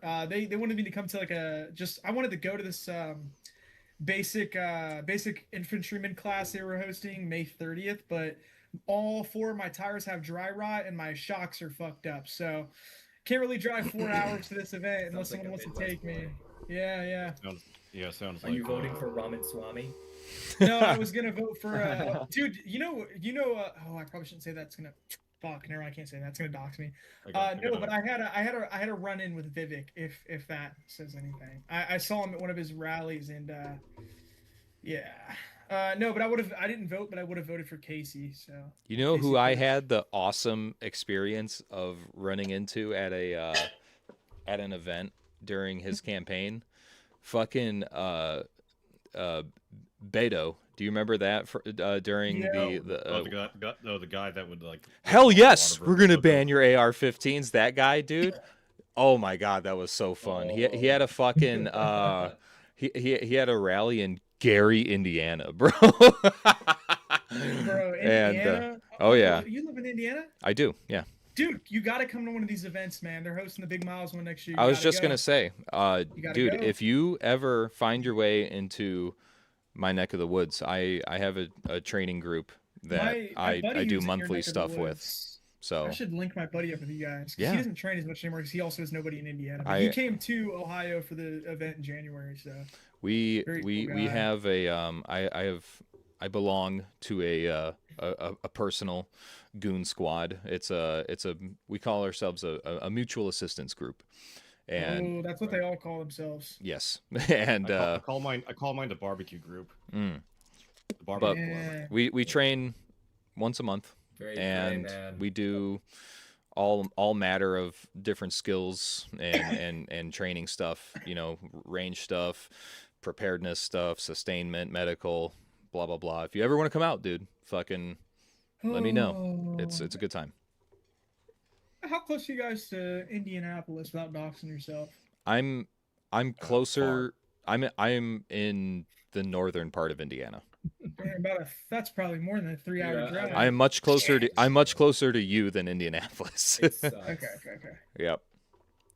Damn, man, Indiana boys, what are you guys doing out there? Yeah, it's funny because you asked me if we Balkanized. Yes. You know Yes. who I'd be against? I was gonna say Indiana. We'd have to blow Indiana off the map. It, I'm not gonna lie. Ohio, in the Midwest Balkanization, Ohio always struck me as a state that would stand alone. Yeah, we're just way cooler out See, up here. here in God's country, we call Ohio and Indiana flyover states. Hmm.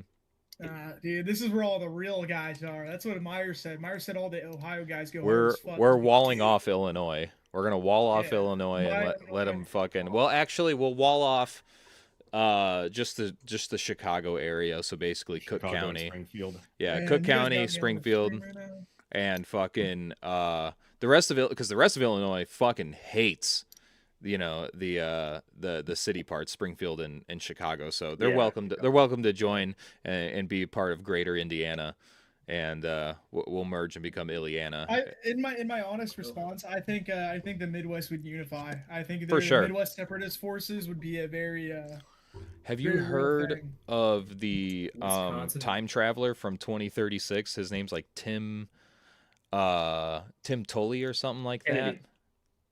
Is it? Tim Kennedy. No, it's not, you jackass. Fucking frag grenades. fucking. But there was this guy. This was ancient for you. Ancient like fucking chat board lore, where there's this guy Right. who he claimed to be from the year 2036. This was back in 2005, I think. Or no, this was in the year 2000. The year 2000, where he was just like, yeah, I'm from 2036. I'm with the military, and I'm trying to find like this specific computer for finding some hardware off it or something like The that. fucking Terminator came back. Type trying shit, to dude. Type kill shit. Dude, I gotta use And that. Fucking he was, people were like, what the fuck, like, what do you mean, like this is obviously a joke, and he was just like talking about like future events and shit like that. And in his post, he fucking literally predicted 9/11. He predicted that 9/11 would happen, shit. and that America would have a brief but very bloody, or no. He said that there would be a brief but very bloody World War III, and that America would have a long civil war where it would eventually balkanize into 5 regions. That'd be sick. 2028, by the way, that's when it's coming. Yeah, I That's think my that thought sounds about process. right. 2028 is about when it's gonna happen. 2028 That's why to I'm getting a little, 29. I'm a little scared right now, cause dude, I don't even have nods yet. I can't even afford that shit, bro. Dude, It's yeah. over. I don't even have a thermal. Yo, I You're am the gorilla, bro. I'm gonna have to loot it off the Ball Squad member. That'll just be the first acquisition. Luckily, that'll be a pro pretty gamer easy tip. one. Pro gamer tip: look at the people rocking around with like Rhino or L24 mounts on their helmet.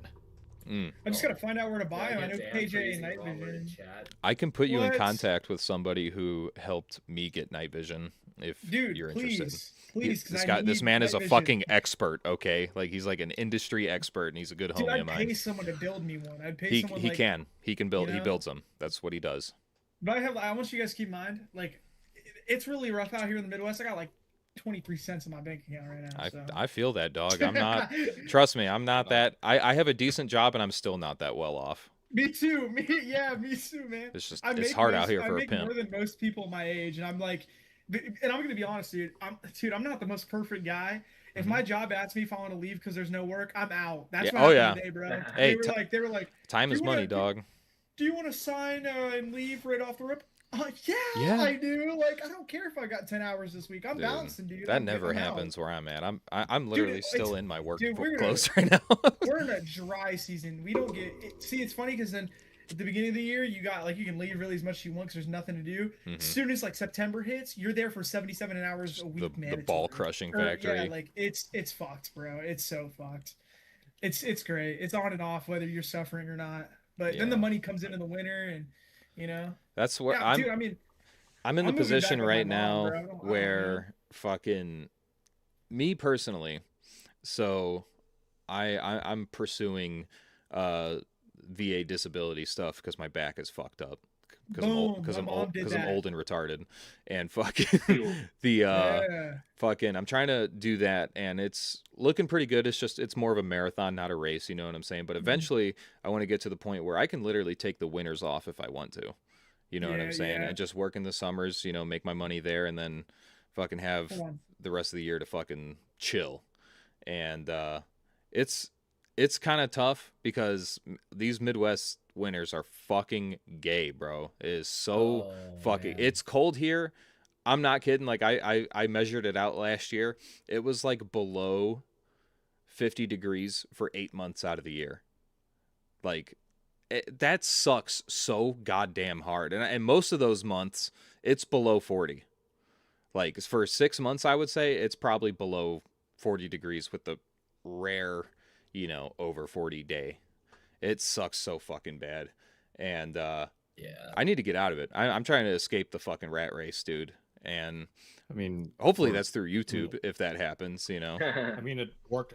Yeah, man. Subscribe now! Bizarrely enough, it worked for me. I ended up just being terminally online, and now I'm in a sales and social media management position. So Yeah, that's pretty hey, good. Weird stuff. Weird stuff. And it pays Things off, work out. so- For OG chat, Sport super drink. chat right now, and I will chug a whole can of sport drink powder. Dude. Please. Actually, this is all 37 millimeter parts. My bad. Oops. Yeah. That's no good. Yeah, oops, just grenade parts. My other sport drinks inside. Yeah, you'll have that though. Yeah. And nuked. What did you guys say while I was We're gone? Did someone gone. say something bad? No, I was just talking I about was how I'm trying to trying to listen. quit my job so I can. Super chat OG and buy sport drink. No, I just used my my pedigree of being terminally online, and that got me into a job as a social media manager. So, Dude, that's badass. So I tier wish I one could to be. do something. Yeah. You're. How'd you get a Are- job as a social media manager without Okay, being I'll a ask in woman? a second. That's badass. Okay, go ahead. Did you walk into the interview with the PLA costume? no, I just military pedigree to get my foot in the door, and then like the actually the boomer thing of like actually having the degree in university that would apply for the job that I applied for. Man, So does that work I mean, for but that many? I don't have any debt associated with it. I use the GI Bill to go just do 4 years of college just to get something. Long day Yeah, factory I should have payroll. been True. shortlisted. Yeah, but you got to work me long too. days at the long Hopefully day yourself anything. factory to get long day pay. That I know. sucks. I can't do it. I can't hate do it. man. I fucking hate it, dude. Dude, I- I was praying that they'd let me leave today. I walk in there like, "You want to get out of here?" He's like, "Fuck yeah, dude, I'm out." See, I was supposed to come home and play Tarkov all day and like go out a little bit, but then you guys were like, "Come on the stream." Yeah. Oh, sorry. Going out. Clock back in. All right. Yeah. I do love the term, how we're starting to use the term goy, like the Goy's gone term, mad. I don't know what's allowed on YouTube, the 5-letter version of the N-word. We're like colloquializing goy to ourselves. Yep. It's our word now. Yeah, that's Yeah. our word. We invented Hey, it. we're colonizers. What Give were me you my voice slap. what were you about to ask me, Uncle Yes. Luigi? So your profile picture is Evangelion. It's Ray. Yeah. Right. Okay. Yeah. So are you a fellow weeb shit as well? No, I just really like Evangelion. I'm not gonna lie. I really Okay. love Evangelion. That- My roommate got me this like $200 statue right here. He got Yeah, me it this for is. Christmas. Yeah, it Hell is. yeah. Yeah, he Fucking- loves collecting stuff, and I make fun of him for it all the time. 'Cause I swear, I'm not even kidding. Across this wall right here, my roommate's got a Funko Pop collection. Oh worth, my like, thousands God! of dollars, No, man. bro. He- swear to God. You Dude, he's got it. He's got it in a glass case, and Show him the Sam Hyde like video where they're like deep frying them. dude, I make fun of him for it all the time. I sent him this meme once, and it was like, there's like collecting high-end figures, and then there's collecting Funko Pops to let your wife's boyfriend know that you're like like she's allowed to Sam, fuck him.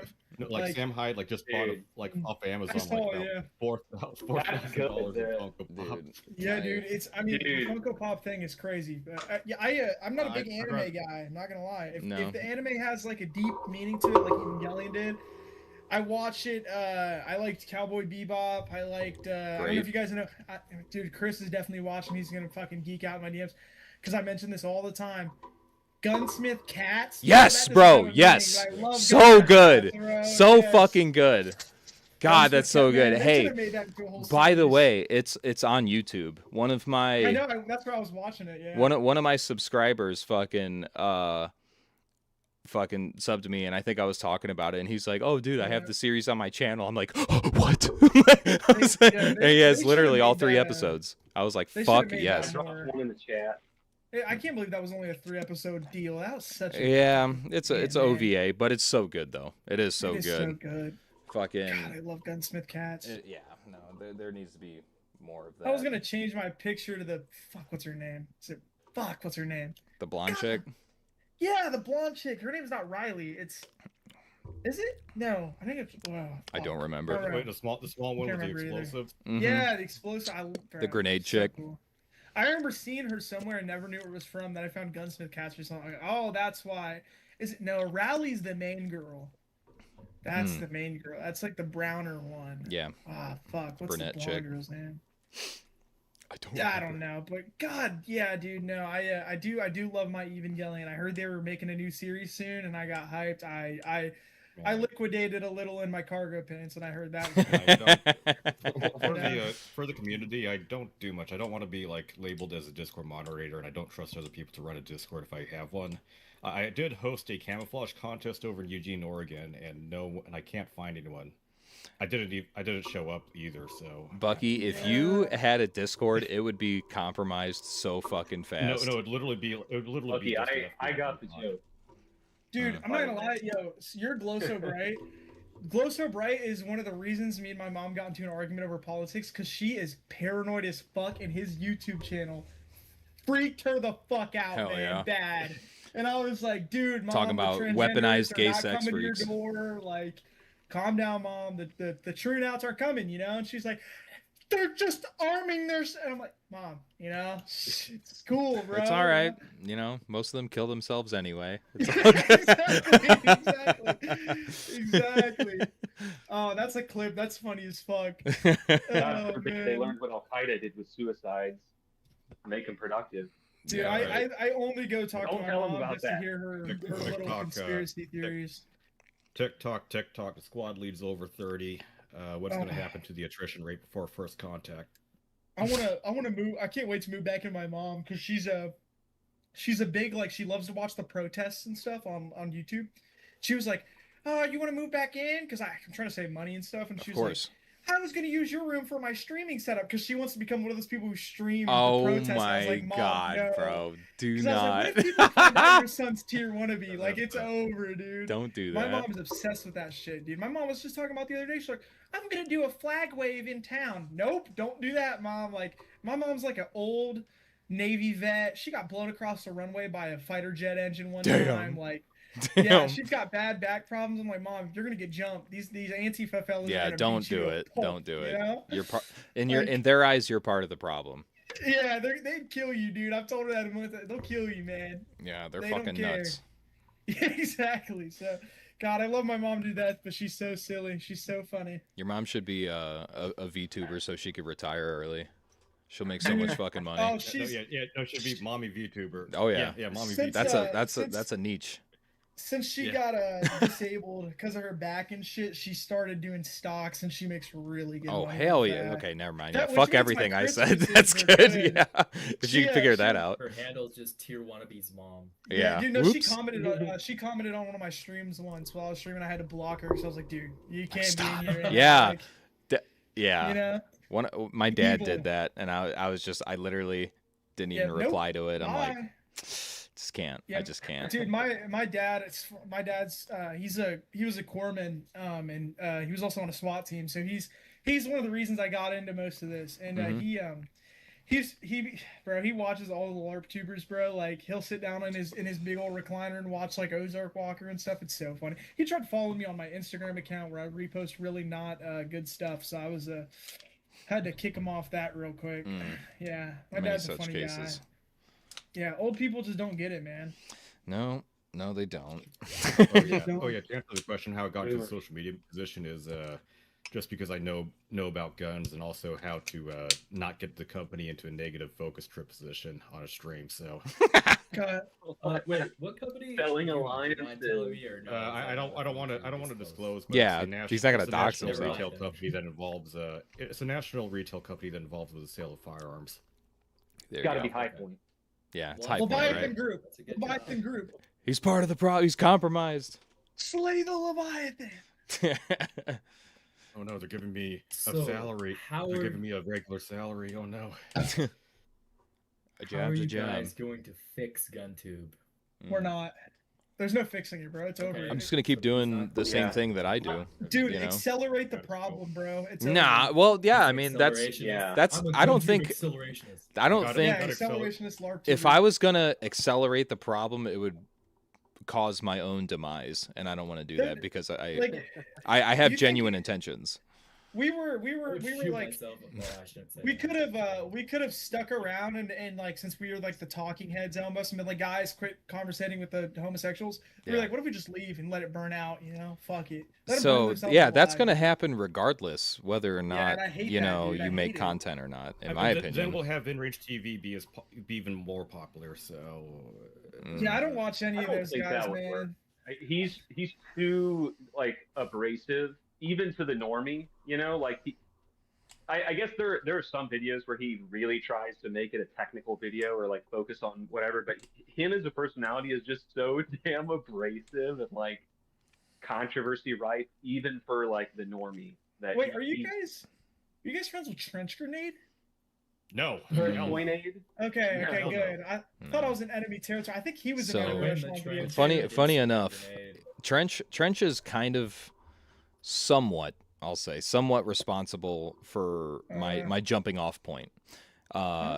Because when I started making videos, I was in his Discord, and I was pretty active, and I would, have calls with him and shit like that. And he was some of the first people to see my YouTube videos, because I looked to him for fucking, I guess like criticism, constructive criticism. You know what I'm saying? And he was the first. Yeah. He was like, he's like, dude. He's like, the video's great. You got some decent humor. He's like, you got to lose the mask, man. Yeah. And I was like, Cool. no, The mask- no, the mask is I cool. won't. Dude, I wish I would have never done a face reveal. It's just OPSEC reasons. I wish I never Nah, would've. dude, it don't matter, Well, bro. the problem though is that if you're like one of the older guard and you like you're in your like goon group or so, and then one of them like decides to be an asshole and turns out. I think I already like know the story. And they end up like doing No. some shit like you're out doing your own like independent life, just doing your own thing, and they like dox you in a fucking VTuber stream. You're like, what the fuck? Coral Weezer, I did not buy a patch. I do not have a llama patch. I was able to join. I joined the Discord. I joined. Less gay. Oh, This patch is less gay. Dude, I- someone please get Risky's me a, here. Someone Fucking please hi, get me Risky. a fucking like a doll squad flag, please. I beg of you. bro. my I remember seeing great trenches content. vid- I lost- or I lost- April Yeah. did. lost my source for those. He's like too busy to make them for me now. He's so. too busy on HRT to make me flags. Fuck, bro. Shit, dude. What cycle do you remember want? seeing- HRT? What? I remember seeing a little bit of trench content from like 2 years ago or something. It was a while back. Voice was unrecognizable.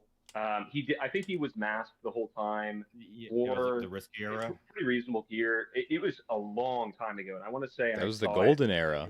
it Trench made Yep. good content back in the day. I really Yeah. liked his videos back then. would- I think he just kind of, just no, like, got too big too Yeah. fast, and I don't know. I mean, he's making a living off of it. Like, didn't math-wise, he he- make a video? That's not for you. Like that, he's making tactics videos. Yeah, I for know. boys I was in about to say, 10 did- minutes. That's not. Didn't for he make you. a video about how like you don't need a weapon light on like certain guns or something? And I was like, what the fuck are you talking about? Like, No, at this point, it's just like convoluted. It's like it was way X back thing when you is first good, X thing is started. bad. Y thing is good. Y thing is bad. I Well, still you think know- videos like that are still that's good Guntube videos in my opinion, because it's just What, like if we need a white light or not? no, I'm saying because like I don't think people having hot takes is necessarily a bad thing, because It's not even a hot. It take. allows- It's it's just a bad idea. Yeah, We're talking 99% about- of Of course, it's a hot No, take. if the Yeah. take- if the take is like yes, no, maybe not. I'm not at the trying to same defend him. time, Okay, let me preface Dude, with that. I'm If it saying would blow me up, man. Oh, I'd make a video right now about how like being transgender is gonna make you like better cardio wise, and you should just do it. Like, dude, if I can get you can views you from can that, you can do you can get like better fitness scores in your. I'm gonna Yeah. make a video. It's about Risky, how I'm gonna go exactly. train with Once- All Squad. he lost the plot with the fucking the rage baiting stuff, because it was very good for CTR, for click through rate. What happened with Well- who Focus Trip or something? They got no beef. I don't even know Focus Trip. I don't even know what kind of guy he is. but- That was another guy that helped me sort of Focus is get like on a the platform. purist. He's doesn't do, good. like, LARP stuff. He The last he thing does I gear watched from stuff a lot. him- He does gear stuff, Yeah, some and gear, a lot of his streams are sort of focused around Yeah. like the community and I I see drama that. and I stuff. see that. or I remember the performance last thing games. I watched by Focus Trip was there was that. It was so fucking funny, and I wish they'd do it again. The stream where they brought in that fucking old guy on, and he was like What, Matt drunk as Pranka? fuck. Matt Yeah! Pranka, Matt Pranka, yeah. Yep. I Yeah. was walking at work with my AirPods. It's like, in, you're a listening to fucking that, and they were dipshit, just- dude. yeah, He was yeah, talking to yeah. Hop. He's like, you're a fucking dipshit. I- Hop he was went from, rage baiting the shit out of it. oh, I oh, literally that's rewatched funny. that stream a Dude, couple that- days that ago. guy It's so is funny. still on He fell fire. That for guy's it so funny. bad. That was funny. On the opposite side of like this of the autism spectrum, like you have your like LARPing out there, then you have your like competition performance shooting. Yeah, And then yeah. like this one guy Yeah. like made a response to like the whole like brass facts Hop Pranka video about competition shooting is the only way to advance shooting. Like you don't need all this prepper stuff. Dude, my split time matters, bro. When I'm in the gunfight and I do the fast reload, my split I mean, time's gonna matter. I mean, I can dunk rounds on a target in like less than a second. Okay. Like the Yeah, rigid, like, competition I just had grade, this but conversation about how how that helped me like not die of dehydration in the woods. oh people don't understand about a lot about warfare is if it's like more than maybe 100 meters, you're hoping to kill a guy by suppressing fire. Like you're not gonna be like shoot already. It's not Yeah. happening, bro. Like you're not T-Rex Arms, bro. You're not Lucas Watkin. God bless that guy. I by the do way. think that there's a lot of merit to say There this. definitely This is. is something I actually from that stream, because Matt Pranka, that's what he talks Mhm. about a lot. All of his content on YouTube, which is arguably like not really his content, it's just stuff that gets uploaded under his name basically, and it's all his class stuff, which his classes are not open to the public. He does exclusively mill and police training, and that's it. You know what I'm saying? Boring. Yeah, it is. It is boring to most Dude, I'm people. not gonna lie, yeah, I would facility, not. better facilities. I more do consistent, better agree. paying contracts. I would never agree. host a public LARP event where people could show up. I think that'd be bad. It'd No, like it'd be that one bad for time- yeah. You'd get some uh, retards up in there. Yeah, exactly. There was, Only dudes with the same yeah, haircut, same Yeah. brand sunglasses. Hustle Bones.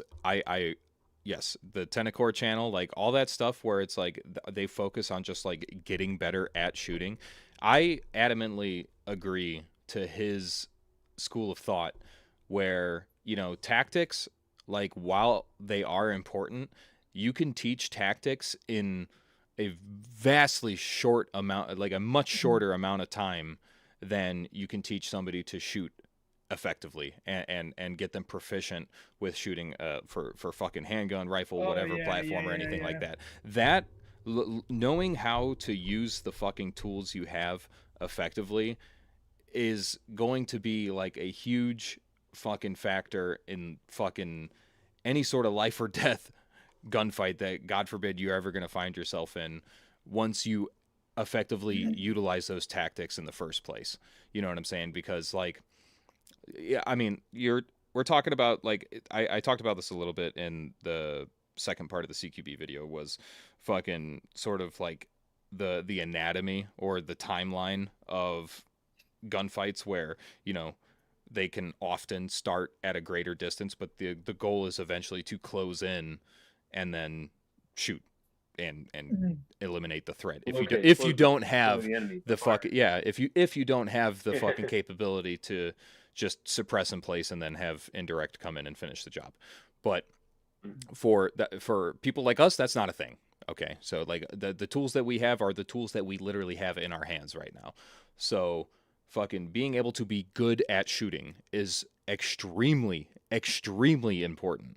And I think that that's a problem that needs to be addressed in this fucking community, is that we focus so heavily on just tactics and not enough on fucking actually shooting. Because I mean, I could talk about theory and we could run through theory, and conceptually it's kind of one of those things where it's like ambiguous enough to where it's like, yeah, this is sort of the idea and this is how you would do it. And then you just kind of have to plug and play in your certain environment under your certain variables and stuff like that. But when it comes to actually shooting your gun and doing it well, you have to put in the fucking work yourself and actually do it.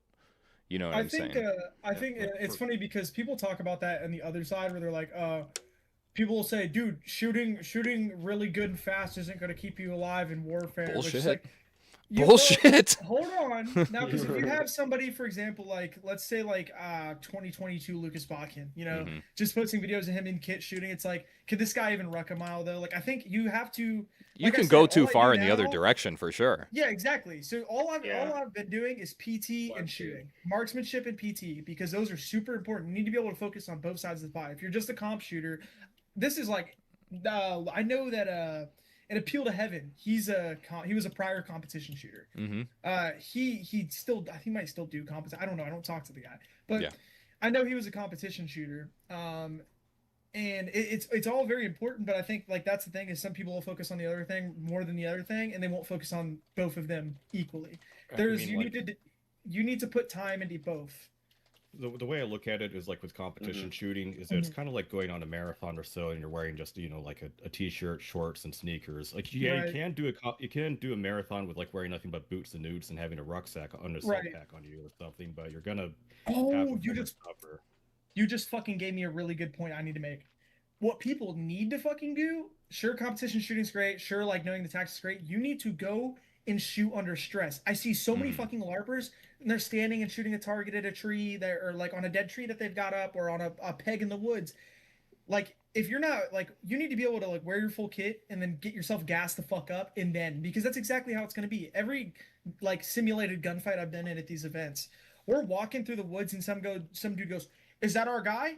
Oh fuck, that's our guy," or "That's not our guy." Everybody drops down and starts fucking laying down rounds. Like, for example, I fucked myself at the first ever Miles Gear event I did. We were on a screening patrol, and our team, because we had a bigger team because we were fighting against Ukraine war vets and YPG veterans, so it was only 8 dudes on their side, but obviously they're more, you know, skilled. We're on a screening patrol, and our radios are fucked, and we hear gunshots coming from the trench line, like they're fucking raiding the trench. So we come up on another side. Most of these guys don't know blue on blue, so they killed the dude who we were with, which, cool guy, by the way. He's like a 75th Ranger or something. He was my assistant gunner because I was an LSW.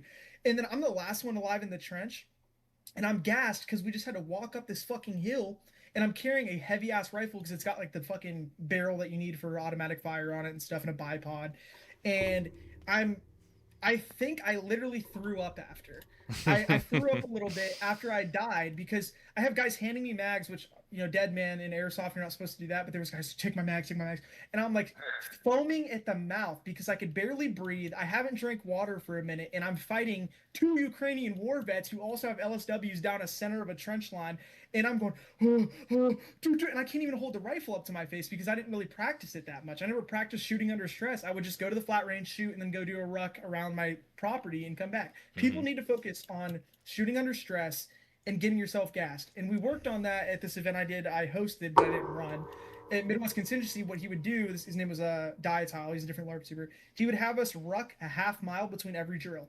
Every drill, you had to throw your whole kit on, go up and down a hill, and then go half mile, come back, which was fucked, by the way. We were so worn out. But it helped me realize, like, you need to still take the time to place the shots. You need to be aware of concealment and cover. You can't be out in the open going,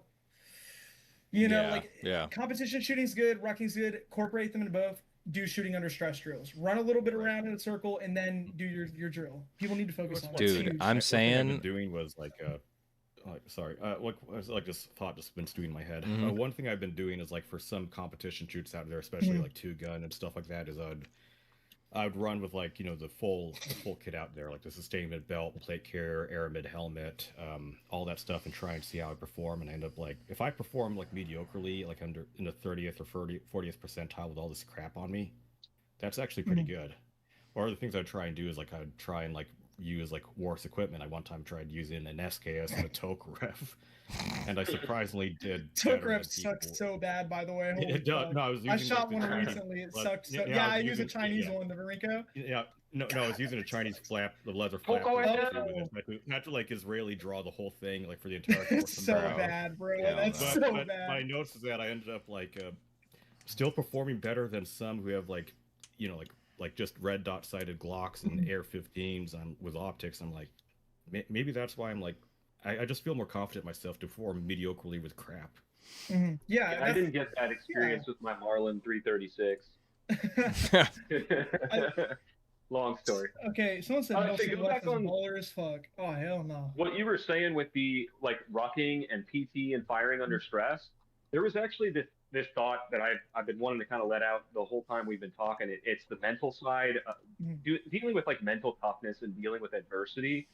So I've been doing MMA very off and on since I was, like, 17. It's more than, a little around or more than a decade maybe. And it's just something that, like, I observe people, who are new or whatever at some of the gyms that I've gone to, like grown men who have never taken a real punch in their life. And we're not trying to knock the shit out of people when we're sparring. We're just, it's, sometimes you'll go a little harder or whatever. Just checking each other. Like, we get new guys who will come in and, like, try to chin check our coach who's a pro fighter. This kid literally, like, hey, you don't ever throw a punch that you're not willing to take. All right, dude. Yeah, exactly. But people don't know that.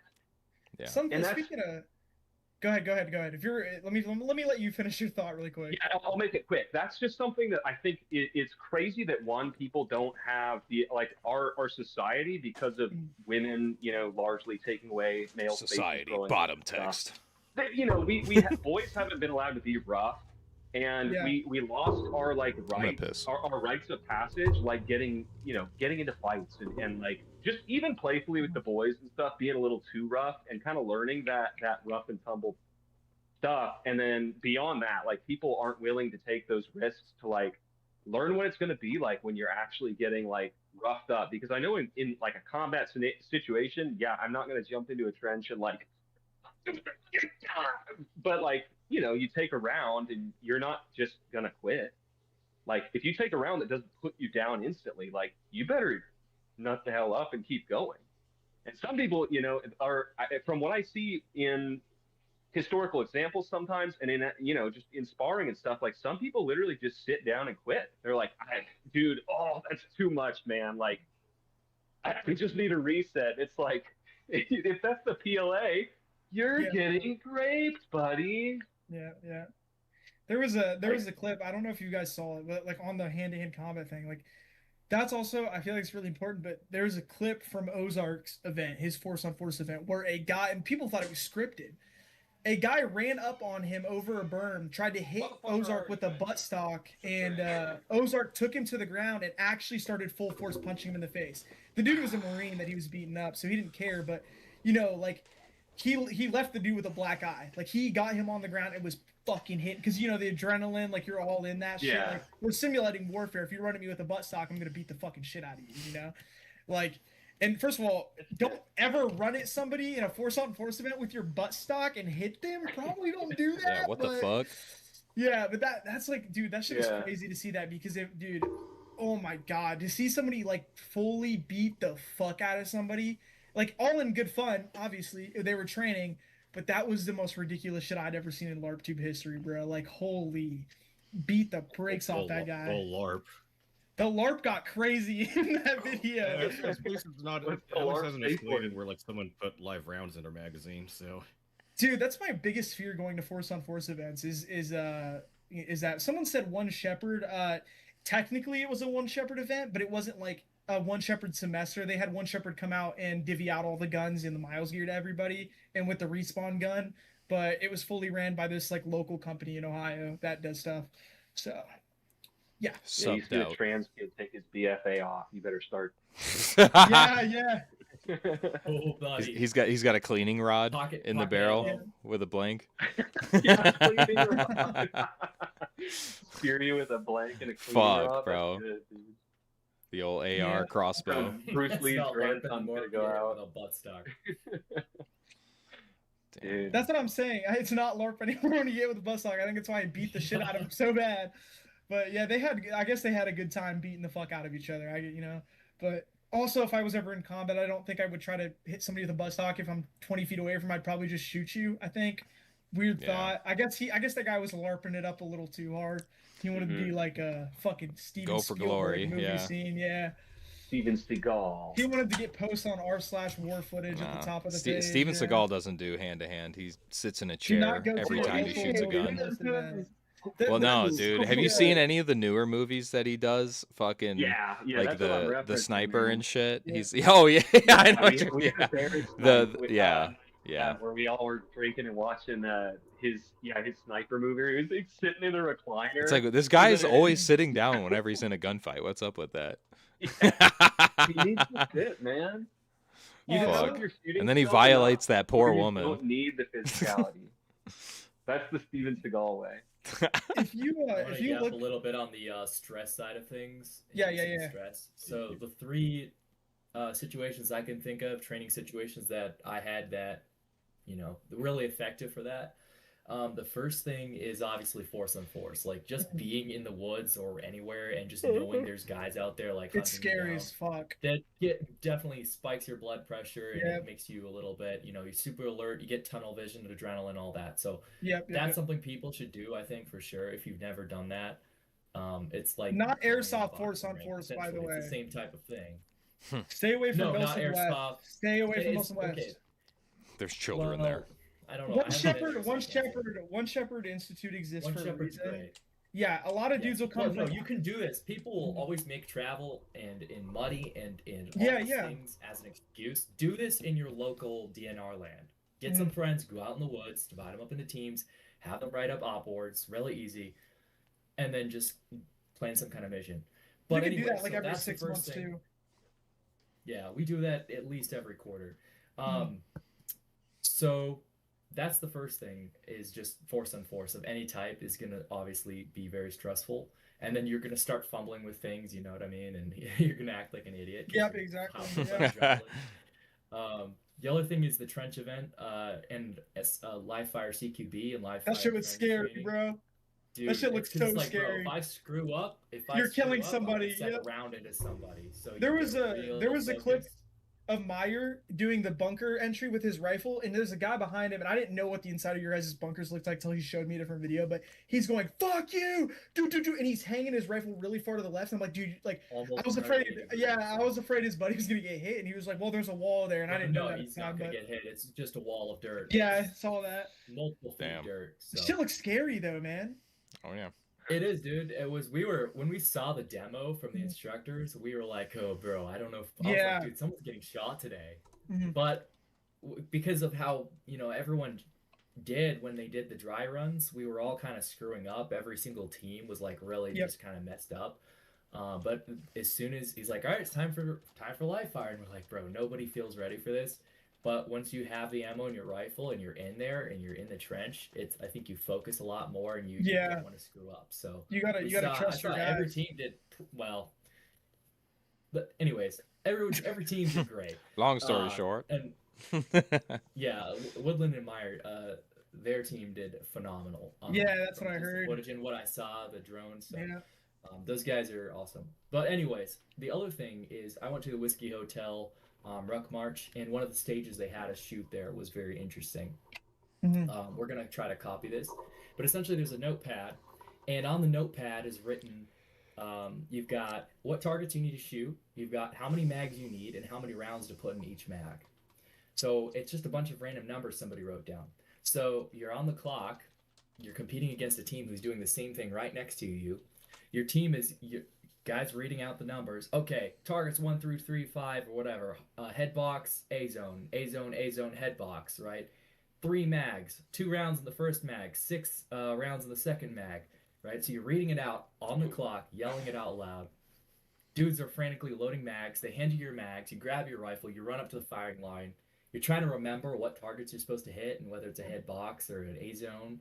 And you're firing your rounds, and you randomly, because of the ammo count, you're just going to randomly have a reload in there somewhere after a couple of rounds.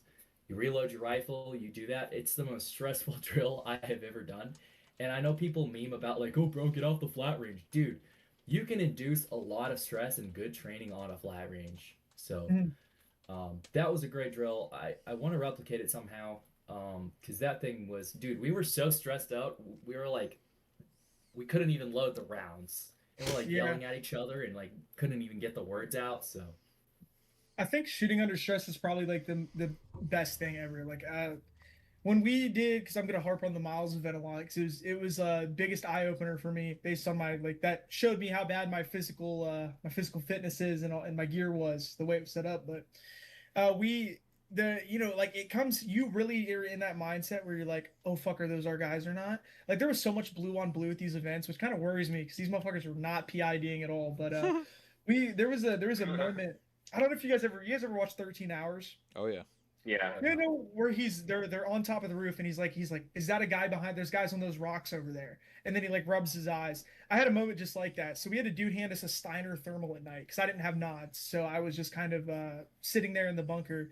And I'd see something, and I'd hand it over to my buddy, my assistant gunner, and I'm like, hey, do you see that? He's like, I have no idea what the fuck you're talking about. And I was like, dude, okay. So we swap thermal every 5 minutes or so, and it was just the worst thing ever. And he was like, you're obviously fucked, like, go get some sleep. And I was like, okay. And then I think 30 minutes after I fell asleep, we had mortars go off over our heads. Like, they have actual mortar tubes that fire illumination rounds. And that was the most stressed I've ever been in my life because I don't have nods. They don't want us using white light because it gives away your fucking position. So you're just kind of shooting. You don't know who you're shooting at. You don't know what. And we had an issue where L, that's how I'm going to his initial. We had a frag and we were using the thermal and we're like, hey, like, is that our guys on the other side of the trench? He goes, no, they're fucking in the trench. So we popped the frag over the command bunker, killed 3 of our own guys. You gotta really shoot under stress because these things happen. Like, you don't know what you're gonna do, bro. Like you need to be able to shoot under stress to kind of help get rid of the tunnel vision. Because had we paid attention a little longer and maybe communicated with our guys before we threw that frag, 3 of our guys wouldn't have had to walk an hour back to respawn in the pitch black darkness, And our PL yelled at us for that. Wild Willie, he was like, "Who the fuck threw that frag?" We're like, which multicam shape mob am I supposed to shoot at? What color of armband? Yeah, exactly. And we didn't even have armbands. It was a multicam versus M81, and half the dudes on multicam who were the war veterans, they would throw on a different camo. So it's like, and I already had bad eyes, so I couldn't see shit. Like I'd see the first ever engagement I got in, we were walking up on the trench line, and I told my squad lead, I was like, "There's a guy in multicam." And he's like, "Are you sure? Go check." I go to check, and I get a frag thrown over the fucking berm. I didn't die, thank God. It didn't hit my Miles gear, but it killed my buddy behind me. And it's just like, people don't really think about how, like, I think Myers said this really well, is that infield experience is more, like, it is the most important thing you're going to get outside of reading Doctrine. Like, sure, you know how to set up a thermal proof fucking hide site, but you need to actually go out and feel the stress of like, there could be a guy around this corner. There could be a guy in this trench right now. And, oh, fuck, my radio is not working. How do I improvise the fact that my radio doesn't work? You know, stuff like that, which usually you just improvise with That's Telegram. the thing. But You don't. yeah, exactly. Yeah. Got a question. What do you think about like the new video games that are coming out? Like there's Bellum, which is very, very promising. That and shit I'm looks so excited for cool. Bellum. That looks so I'm sick. excited for Like, Bellum. applying Dude, Doctrine and the Doctrine. I made a. pays off. I was gonna make a video about this.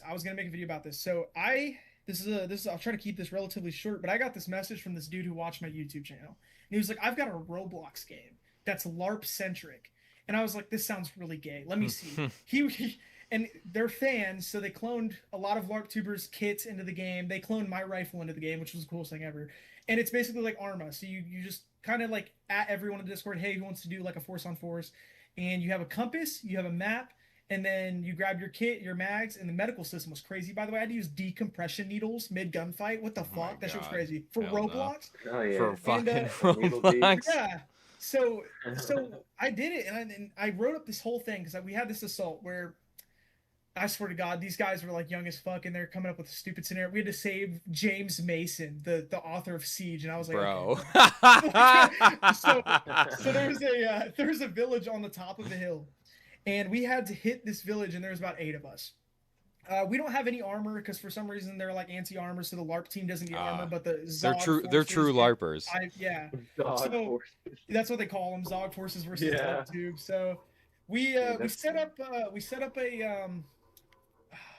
an ORP about, I don't know, it was way farther than it should have been.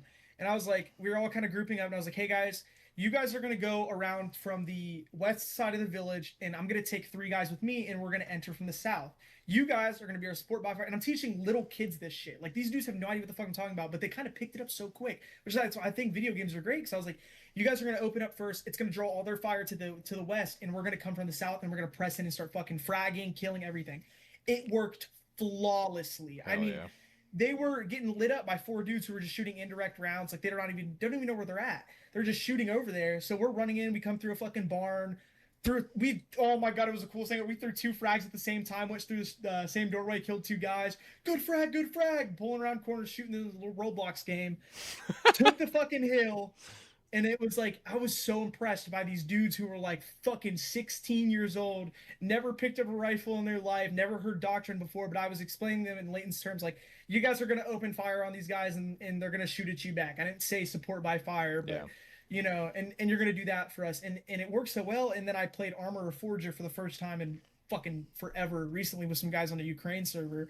And I've got dudes who I've never trained with before, and I could work on communication skills with them because I can have them go, there's a fucking dude 60 meters out. He's going from right to left between these 2 buildings, and I could pick up what he's saying immediately, and I could transition and shoot that guy. Or them giving shift fires. This dude was teaching us medical. He was like, I'm a class 3. You need to apply this, and then do this, and then you're going to hit me with an epinephrine. And I was like, what the fuck are you talking about? And he was right. And he was right. Like, it was crazy. Well, he was right for the most part because he forgot to tell me to put a saline bag on him. So he was on the floor for like 15 minutes till we figured out what we were missing. But I think video games are a huge fucking, like, because, you know, video games, people got people into gun tubes. They like guns. But I think if you really want to train and you have guys like me who are different states and you want to work on just practicing communication, because communication's some of the most important shit. In a fight, you need to talk. I remember Myra telling me at the trench event you guys did, a lot of people weren't fucking talking. And you need to talk. You can't be afraid to scream. You need to tell your guys what you're doing or you're going to get each other killed. You need to talk. So being able to have a guy tell me, like, we're going to do this, we're going to set up this thing here. There's a guy moving that far. You need to do this medical-wise. It's huge because you could take this shit into the real world like I did for the fucking the 2 GSG events I did. And, you know, like the guy who came from Indiana to this event to do this with me, all we played together was Tarkov. And when we play Tarkov, we take it super seriously, even though it's PvE and these fuckers, the AI sucks. But we'd give each other call outs, all that other stuff. And then it carried over in real life, which was crazy. I mean, we got into 4 gunfights in 30 minutes. Like, and we survived every single one of them. We took the objective. It was the craziest thing ever. Like, it's so weird how video games help, because we're like, video games are like going out, bro. Like, you play video games, you're gay. Dude, like, if you're playing video games and putting the time into it, video games are a huge asset for communication specifically. Dude, It allows you to help communicate under stress. you are mild not stress, fucking but- lying. Yep. I did a whole CQB class using door kickers too on a stream one I did time. one in VR. And Virtual reality switch too, but it continue. shit yeah. works. It shit works, Yeah, it dude. does. It's not to Mhm. be slept on. It's not worthless. People think it's fucking worthless, and it's like not. it's like huge. there's actually like this is a great visual aid. If anything, Yeah. and if you're actively doing it, this is where you sort of like trial run certain doctrine or fucking tactics and stuff like that with basically no risk against another party who is more or less willing to fucking die no matter what because they're not scared.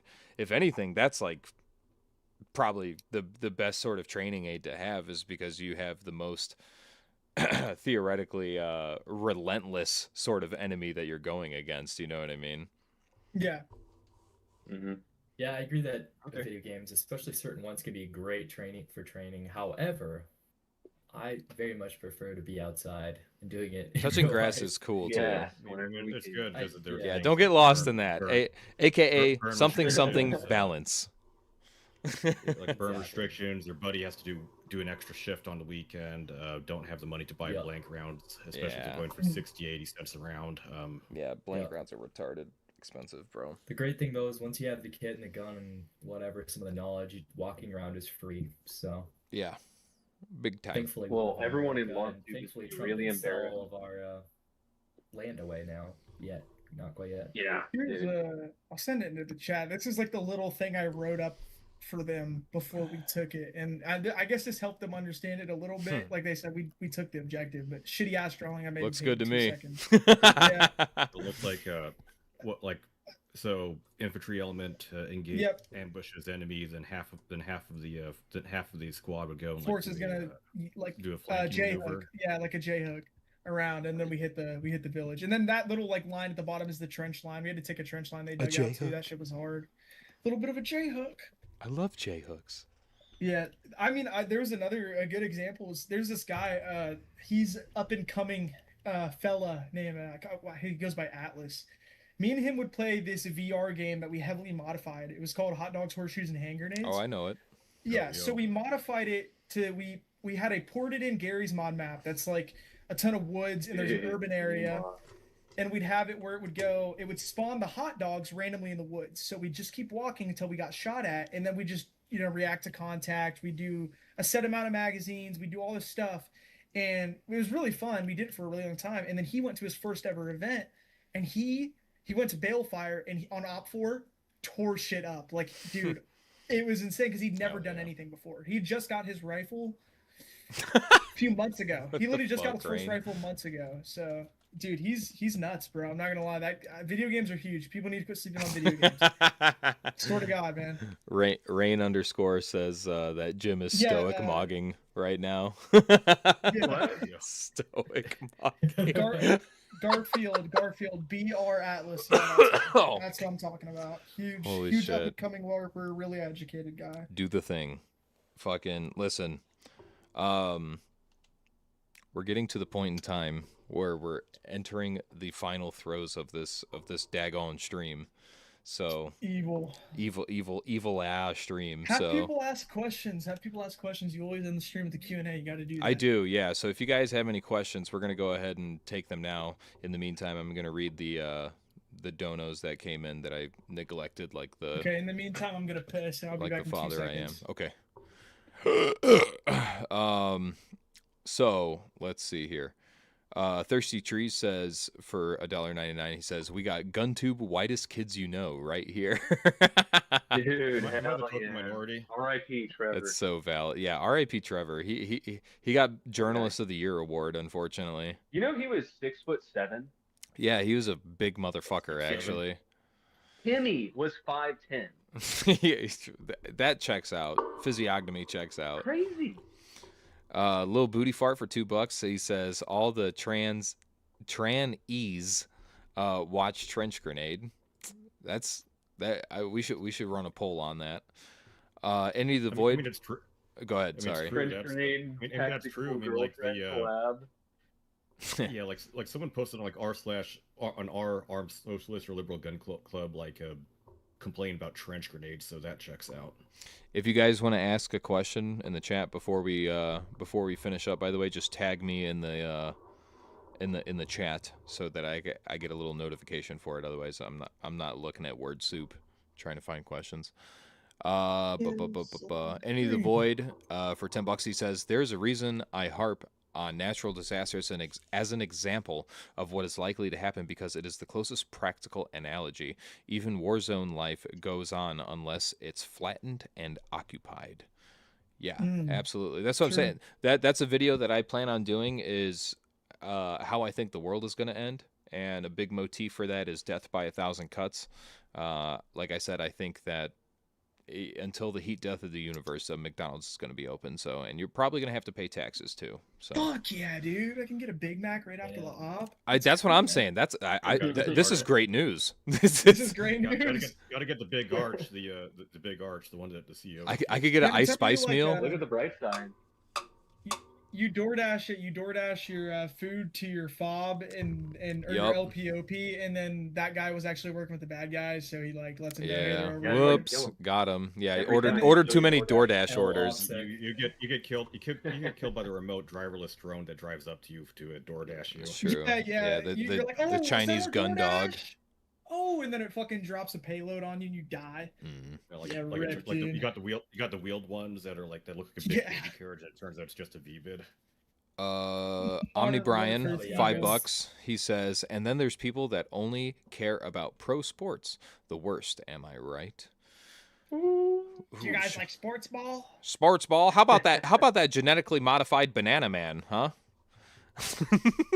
I love- And then bro. any of the void, How about them Cowboys? any of the void for $5. He says the espionage that has been going on for decades, cross-training, publication of tactics, etc., has ensured pretty much everyone knows what others do. And yes, I agree with that, and that's why it's how and when you employ those tactics is what secures your victory when utilizing those tactics. Because your tactics may be known, but they're so effective when they're deployed that it doesn't fucking matter if they know what you're doing, is because there's not really a good counter to it when you do it. So that's the point I was trying to get at earlier. Tier 1B, by the way. Wait, Uncle OG, Meyer sent me a message specifically for you. Okay, let's hear it. This is Meyer says at 10:53 p.m. Cody, I love Uncle OG. I feel bad for being such an ass to him. I thought he was way more retarded and unexperienced. Didn't realize he was prior AD infantry. Yeah, you'll have that. It's okay. I don't have any anonymity toward him at all. That's why I'm like, dude, bring him on the stream. I'm like, let's we could talk. I Like, it'd be tried, good. dude. I begged him when you texted in chat to get me to call. I was like, It's Meyer, fine. Please. He was We like, no. can do this next week. It's not a big deal. I do this every Tuesday. Here, I got a question for you. This Do is you unbelievable. Do you know why Skytoxel took down his video, the like 2025 Guntube video? The where it's Guntube- where, like it had like tragically girlfriend and Dude, yeah. Dude, tier Oh, 1B. And There's- I know admin got a little hurt by it, but yeah, I he know. was I saw cool that. about it. I don't know, dude. Cytoxel's an Yeah. enigma. He's a Yes, he is. he tries to be very esoteric in the way he speaks and acts. I don't know how. I he like does the part where he anything or why goes does flicky floppy anything. floopy cloopy. Fuck Yeah, that by the fucking way, meme he did was so funny, Yeah, dude. That I liked him when he Fortnite flossed. Yeah. the Haley Luhan. Yeah, they- Yeah, the Haley Haley Luhan. Too. Yeah, He's like, that I shit- need you to be my trad Yeah. wife or whatever. Every time we talk about the That downfall shit's so of funny. LARPtube, we blame it on his TikTok page because his TikTok page brought in so many. Dude, people who they were stupid. so funny though, dude. That shit was God, so yeah, gold. Yeah.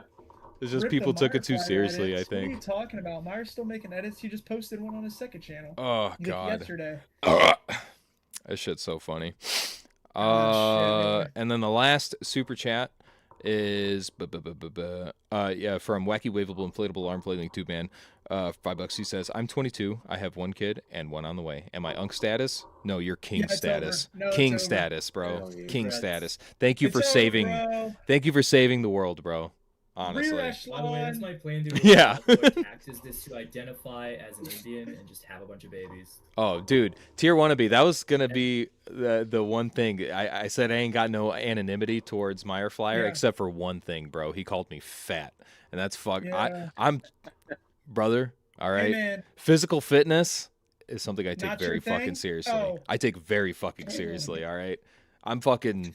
I'm funny 'cause gonna you're- height mog the shit out of him right now. All right. I'm You're- 6'3", 220 pounds, fucking 12% body fat. All right. I am not fucking Oh, bloated in 30. man. That's Okay. crazy. I'm not bloated. Yeah, you're better off than me. I'm like 5'7" and fat. So. Zeke right there. Dude. Meyer likes to make fun of me all the time, and I make all these DoorDash jokes, but I think I've ordered DoorDash almost every time. I've been calling Meyer Flyer. Sorry, a motherfucker gets hungry, dog. Shit. Grenades, man.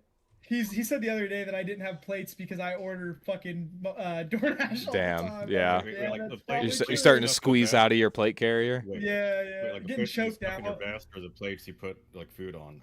Yeah, I am technically ordering plates Wait, there you by go. technicians. More plates, please. I am. Like Call of so Duty talk- stuffing them in there. The guy said Cytoxal silly maxing vid actually helped me out a lot. That's probably one of my favorite vids by him, I think, because he like, don't stalker LARP, don't waste money on gas to go do nothing. Like, you got to have some sort of, people need to start writing op boards before they go and train. Seriously, Figure out Having what a you're doing, just show direction, up and wing yeah. it. Yeah, give yourself I just shove idea. random crap like. What are we hard, going to go out in the woods, accomplish? Don't use half of it. Or are we Yeah, just that's what gonna I go do, out that's in the what I woods have and to fuck track. around? Track your stuff, and then also Yeah. do after action reports. Talk about what Yes, went wrong, what went dude. good. Also, dude, this sounds crazy. Use fucking ChatGPT and give ChatGPT a rough estimate of what the land looks like that you're going to, and say, "Hey, write me an op board." I've done that before, and then you go out and carry that out. I'd be using ChatGPT. That shit's go. ChatGPT, It's a hey, tool. That's my Zogbot. The go-to. the I AI love the AI ChatGPT. overlord, unfortunately, is here to stay. But it's also a tool that you can use. Yeah, so you use, like, if your enemy's using it, you might as well too. Yeah. Garak, what is the maximum range of a short-barreled rifle AR-15 with this, and this? That is found in a 12 feet. report. It's Meyer always wrong, said, bro. It's always wrong. Meyer said, "I can't recall calling him fat, but I definitely believe." No, Can I you remember recall the calling exact him fat? moment. All right, I remember exactly when it happened. He was Yeah, doing a yeah, stream Meyer. with Ozark, and he said that I was 30 and No. bloated. All right, I'm 28 and I'm in decent shape. Okay. Mitspo, your op order has to be just survive. Everything else, I Your don't op give a order has fuck to have about. 5 I'm not paragraphs. fat. All right. Yeah. Hey, that Meyer guy's war mode, bro. That's He's war okay. mode. I'm just fucking around, dude. He's evil. I If you- hope. if you- Listen, next week, if he's down, you guys can come back on. All right. I'm gonna have to fight him tooth and nail to get him on here because you guys are all unk as fuck. So I gotta really, Listen, it's not like you're not gonna I'm be 25. fucking I have 2 28. kids, but I'm not. 25. I'm not. Yeah, you Hey, better dude, die I young make then. You better die Yeah, young exactly before what you I'm get saying. old. The Midwestern Hell War is gonna come by 2028. I'll be like 20. 30 That's by the time real I die, war, hopefully. the war of aging in the Yeah. Midwest. Yeah. All right, Yeah. it's a fucking There's going problem. to be like an eclipse event where Vivek Ramaswamy, Mr. Vivek doesn't get, Mr. Vivek. and then angrily goes to Indiana and renames it to just India, and then the capital New Delhi, and just imports so many of them. It's like the eclipse in Berserk, where it's just a swarm. It The just flood of starts to locusts. engulf the whole country. Someone got Dude. yelled at Dude, by the flood Vivek of for calling locusts. him a oh my Halloween. god. Rain underscore. You actually did just remind me of something. Meyer Flyer was actually pinnacle in the formation of one of my most like beloved aspects of my community, being the Hammer Squad.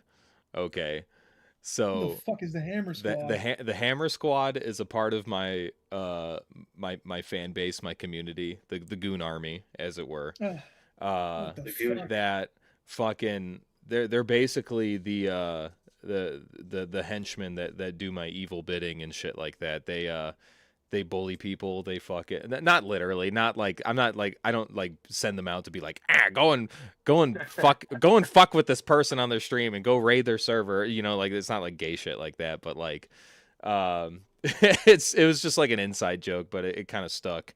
And yeah, the Hammer Squad spurred out after basically you and your friends started making fun of me for being old. You're so old, man. Dude, and so the Hammer Squad had to be formed as like a joint task force, and it was basically to stroke my ego to make me not feel so bad. And they're like, don't worry, we'll get him. And fucking, I will say, all of this stuff about people being unk and whatnot, like, hey, genetics, it's different per person. Larry Thorne, Vietnam, 41, and he was like the Green Berets top guy. Okay, I'm Damn. gonna embarrass Older to the myself Army? because you just mentioned something really crazy. I'm gonna embarrass myself here. Mhm. At the Miles event, there was a 70-something-year-old Vietnam vet. He Hell beat me in yeah. PT. He beat me in PT. dude, what a Swear to goat! God. What He a outran goat, me, bro! bro. What a Dude, goat! Wow. Those old dogs do not play, bro. I remember being gassed out to near where we start at, and he fucking runs past me, and I'm like, what the fuck, dude? Dude, Yo, old I was old so man strength embarrassed, is bro. real. And It's I real. threw up during the fucking the fucking monkey dude. They had me throwing up, and this Vietnam vet guy is just eating it. He's like 70. He was so fucking old. He also stayed up till 3 a.m. with us packing mags for the event. That guy is a unit, man. He was Fucking love was that guy. begging What an to absolute be in an legend. event like that, dude. Yeah, dude. And Actually. he did great too. He had nods and everything. It was the What, I dude? swear to God. Hell there was yeah. like a Bible. He had a PVS 14 that still had the silicone piece on it that cups your eye. Yeah. And he had some Oh, yeah. fucking. That's what I got. I think he had some like. I think he had a Team Wendy on or something, and his kit was his like plate carrier was old as fuck. His chest rig was old as fuck. Yo, he needed that, He bro. does not needed fuck that. around. That shit was crazy. He doesn't, dude. That guy was insane. I really hope he comes to the next Miles Gear event. That was funny, man. That Okay. was awesome. I'm gonna read these questions and then we're gonna fucking wrap it up here. So we got a few questions here. Airsoft Ninja 117, he says, how are we all doing this evening? Like, genuinely. Oh my god. Getting deep and philosophical. We're gonna be here all fucking night, dude. I'm doing fantastic. This video's never getting Never fucking been published. happier. That's good. I don't know what a question like that means. Yeah.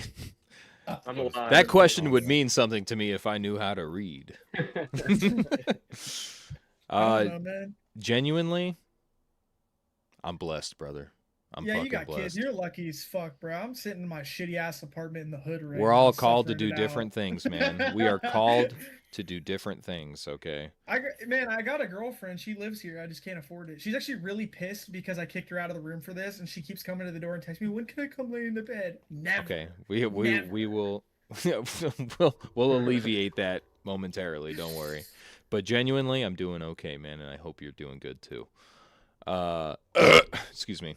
Garfield, he says, question, will there be more uploads on networking / Signant software like ATAC or similar mapping plus software? Not for me, because I don't know how any of that shit works, all right? I am not the commo guy. I was an RTO, but I am not the commo guy, all right? Dude, I don't even use radios, man. I No, don't. no. Everything I know is We- public review, and I don't want to violate local FCC laws. We just Yeah. use Telegram when our radios go down, man. We'll fucking FaceTime each other. We don't give Yeah. a shit, dude. It's just, Yeah, you know, right. like, We'd be sending smoke signals and shit. unironically, get a guy to DM him a guy on Instagram. Hey, you guys are at the objective yet? Or you guys at the phase line? Yeah, What phase right. line did you guys pass? Like, dude, we Yeah, were one crazy flash for events. yes, 2 flashes for no. Yeah. RTO is sending me a massive package to my house of a whole bunch of comms gear and like a tough book and all this crazy stuff, the Yagi antennas. He's like, I'm gonna send you a YouTube video, figure out how to put it together. and Bro, when you're at the FGX, that's you so gotta set it up ass. and... It's like, all right, bro. I'd be like, be ready to be I'll give it my disappointed. best shot. Be ready But to be he's upset currently when I show deployed. up without anything ready. Yeah, he's currently deployed, so he's just sending me an Amazon order and expecting me to figure it all out. Great, a project, thanks. Character Fucking builder. Ancient Buns. Ancient Buns 6770. He says 6'7". Hey, six. Fucking. He said, "How did Guntube die? What happened, dude? We fucking talked about this at the beginning of the stream. But to recap, basically, I don't think it died. I think just the fat got trimmed, in my opinion. The real ones are still here, and that is on both sides of the spectrum. content creators and the fans, the viewers. What kind of spectrum are we talking about? Perhaps an autistic spectrum. Guntube didn't die. It went into a cocoon. When it comes out at the end, it's gonna be a beautiful arc. That's what I'm saying. Like, we're right over the peak of the bell curve. Okay, we're you guys aren't even Guntube. Not a gay butterfly though.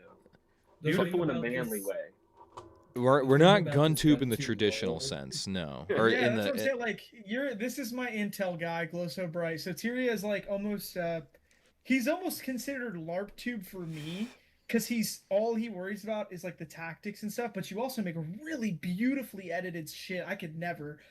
Uncle OG, you're like the focus trip of the LARP community for me. Like, and I don't know the Jim Eagle guy, but he's sitting in a fucking garage. What does that or mean, something though? right now, so. What do you mean I'm the focus Yeah, trip? Focus trip is, like the gay Guntube, like, guys, this is my PSA Jackal, blah blah blah, and then you're like kind of like, you're not LARP tube, but you're like an intermediate buffer to it. Like, guys who watch LARP tube but don't watch Guntube watch you. Like, Garfield's in every fucking LARPer's live stream. I swear, this Garfield guy doesn't have a job, doesn't go to school. Something about this guy's weird.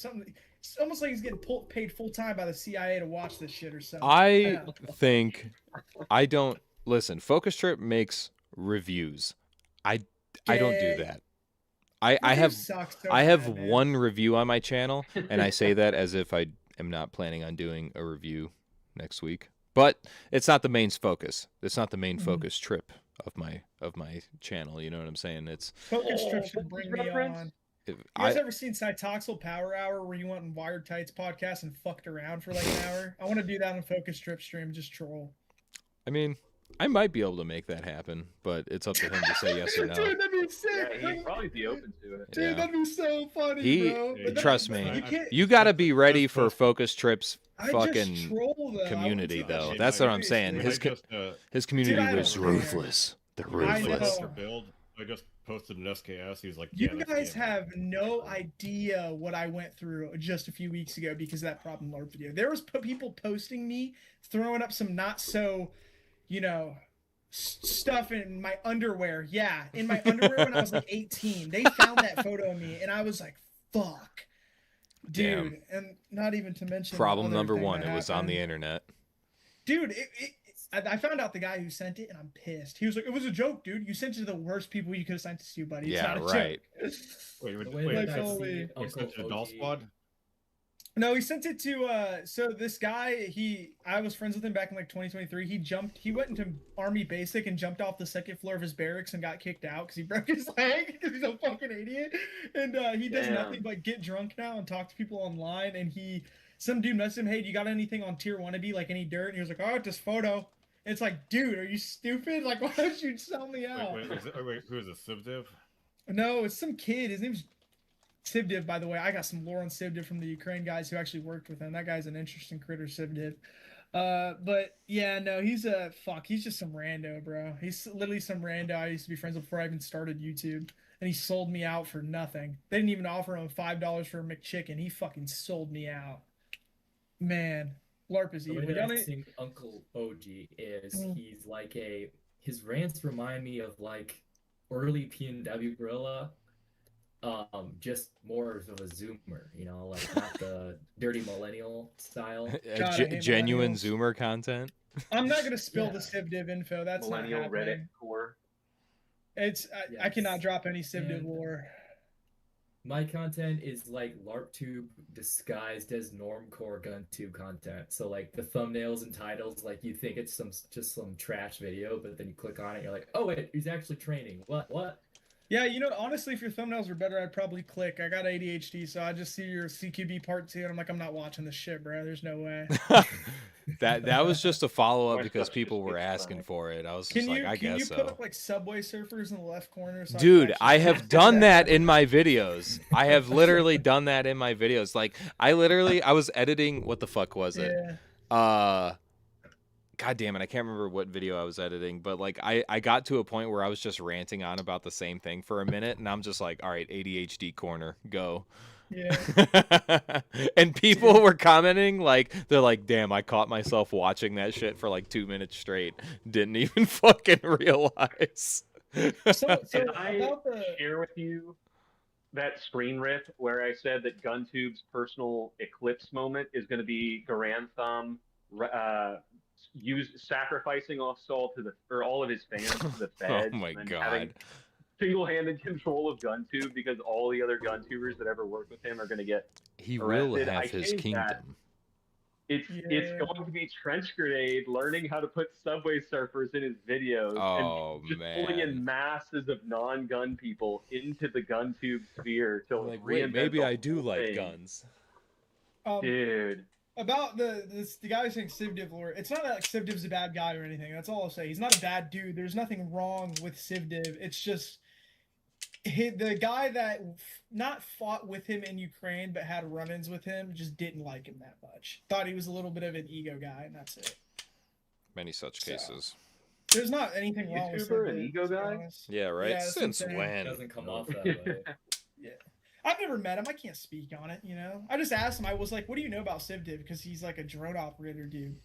And he was like, don't get me started, man. I was like, all right, I won't get you started. I Okay, won't pull your you chain, got it. You know? Yeah. So, I mean, I By guess... the way, the guys who did our event, the guys Yeah. who I know, they worked with him and Yep. they're starting a business with him currently. So I feel like there's just a dissonance between the drone operators and the actual infantry guys. They just don't see eye to eye on things because they do completely. are you different saying shit. like the infantry, like assaulters? Yes, because that's what the guy Azov, was. Or like Well, regular this Ukrainians? dude, he was chosen company and he just got a contract to go back for SSO. So he's like really in the shit all the time. I mean, I'm not gonna lie, the stories he told us when he was teaching us were some of the nastiest shit ever. I mean, you know, and it's just, I think since like, it's almost like when you think of Air Force and Marine Corps, like the cushy seat guys, and then you got the guys who are like covered in shit all the time and they're fucking dying out there. You know, that's how I heard it, or that's how I kind of picked it up from him, is it just infantry guys and drone guys are kind of like, they don't see eye to eye on a lot of things. Yeah, because every course of action is gonna, Yeah. favor one of their preferred methods, and so You know what obviously, Civdiv should do though? Civdiv should make videos on fucking drones and stuff, because the only guy I know in the community who does that stuff right now is Silk G. We need more guys teaching about drones. That needs to be a thing, and he's like the drone fucking guy. Dude, So- I'll say this: sitting around the campfire with this guy who I won't name, around the campfire with this guy till like 3 a.m, just hearing the stuff that they just Yeah. say.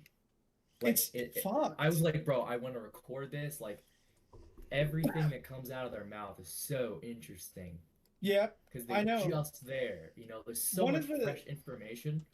It's amazing to hang out with those guys. One of the things that the dude said that kind of made everybody in the room go, ugh, he was like, you know, when you're in those trenches, man, there's gonna be fucking dirt in your eyes, there's gonna be brains in your mouth, it's gonna be fucking dirty. And I was like, oh, really? Yikes. Like, he said it's like the most violent war fighting he's ever done. Like, it's nasty. So yeah, hopefully I never have to assault a trench in my life. That'd be really sick. I hope I could just sit here and play video games and sit on Discord with a ton of uncles. I mean, like That would be looking at great. the trench assault. Yeah, I don't also wanna prefer LARP that. anymore. I don't Like, want to looking at LARP Guys, I'm changing anymore. my username. Yeah, like looking at the trench assaults by like third assault and Azov, I'm like, Mhm. holy crap. Yeah.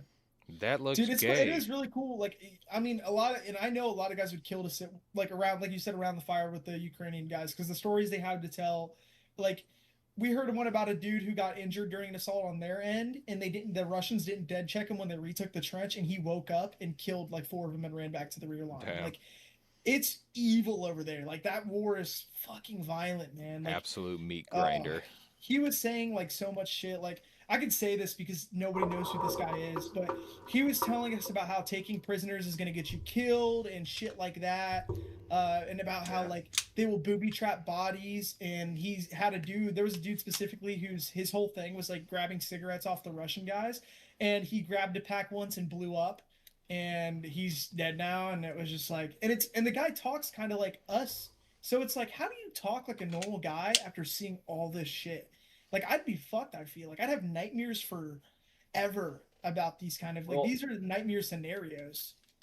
You know? I was almost going to say something about that, how, like, PTSD, so many people think of it as, like, people coming back and are just, like, such a mental wreck because they're so sad or scared of, like, what happened when they were over there. But, like, it's not usually, from what I've seen and heard, that it actually is with the people who really go through it. The problem is that they come back from that, and it's like real life is so mundane and so intolerably like lifeless to them. Like you're in these meat grinder situations, and you're very alive. Like I know it's horrible, you know, it's stressful, and even they'll tell you that. Like a lot of them will say, "I would never want to go back to it," but in the same time, their body is like, "Man, I felt fucking alive." Yeah, he's going back for his fifth or sixth tour contract. Like Good Lord. and the thing is, it's like, and I could never understand because I've never been in the military, I've never done any of that, but like he has kids and stuff, and it's like SSO is almost like the suicide teams when it comes to, because they're behind enemy lines. It's like, damn, dude, I could just never. Stormtroopers. Yeah, he said he told me, he's like, this is my last time. Like I'm not going back after this. And then I remember, Like, I fucking hope so, bud. I hope you come back too. I told Willie I was gonna like skip out on the event because of the issues with my car, and he was like, "Dude, so and so might not come back after his next tour. This might be your only chance to learn this shit." And I was like, "Fine, I'll go." Like, oh man, I could never understand the mental state of that guy. That guy's a fucking violent dude. Oh man, I love him to death. Yeah. Coolest guy I've ever met. Really, God bless that guy. But yeah, dude, I don't know. Ukraine's evil, man. That shit's so scary. Like 2,000 meters to Andrivka, that was terrifying. Yeah. That documentary. Yeah. Holy Good fuck. documentary. They don't take prisoners on either side. Yeah, they tell you not to, because he said his explanation for it was, if you have 7 or 8 guys in a trench that you need to assault, and you have to leave one guy behind to babysit a Russian, that guy matters. Like that one guy could change the whole fight, you know, and you need that guy. So, you know, throw frags till you're out, thermo barracks if you need it in bunkers. These guys, none of them are making it out alive, bro. Like you got to make sure they're all gone, you know. And I know that's something they harped on for your trench event, was that you guys got a dead check, even if you just watch the guy in front of you dead check him. Like these guys, you can't risk having anybody pick up a rifle and kill you, you know. It's not a risk you need to be willing to take. If you just saw the guy in front of you shoot a dude twice, you should shoot him twice too, because they will get up, because they're hyped up on adrenaline, and they will fucking kill you. Oh yeah, you ever seen that one video? Oh, sorry.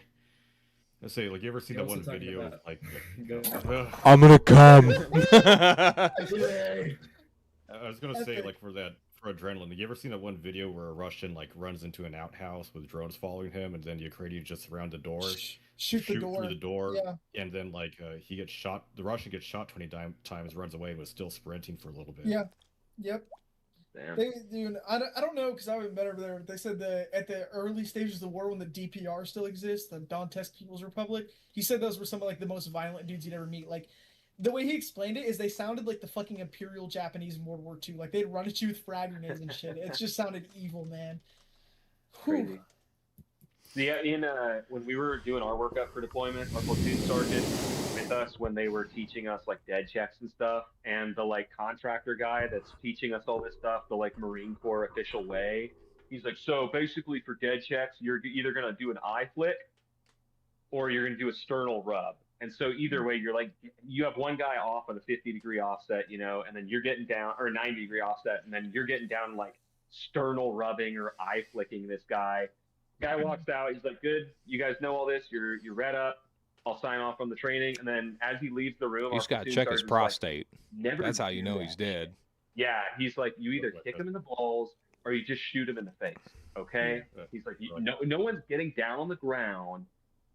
They did. Hello, are you awake? You gotta remove the combatant's foot, and then like you gotta tickle the underneath of his soul. Yeah. One of the beautiful things that he did teach us during our trench event is that he said that like while you guys are at war and you're violent and killing each other and you hate each other, one of the things they do no matter what is on the fresh bodies they will grab they'll grab the passports. They'll grab passports so at least the people could, like, their family knows they're dead, sort of deal. Like that's one of the big things they do is collect passports. I mean, like a depiction of close quarters fighting. I really like the Tarkov film because like they would be like, God, such a good movie. Bodies, and then they would end up getting like shot up. You know, they're making another TV series. They just talked about that on their stream, like a full-on TV series about Tarkov. Good. I'm super excited for that. Fucking love Tarkov, man. Oh, Tarkov guy in the chat. Anyway, you guys do what you need to do. Yeah, I was gonna say, we're going to wrap this up now. Because I almost said the N-word. I'm tired.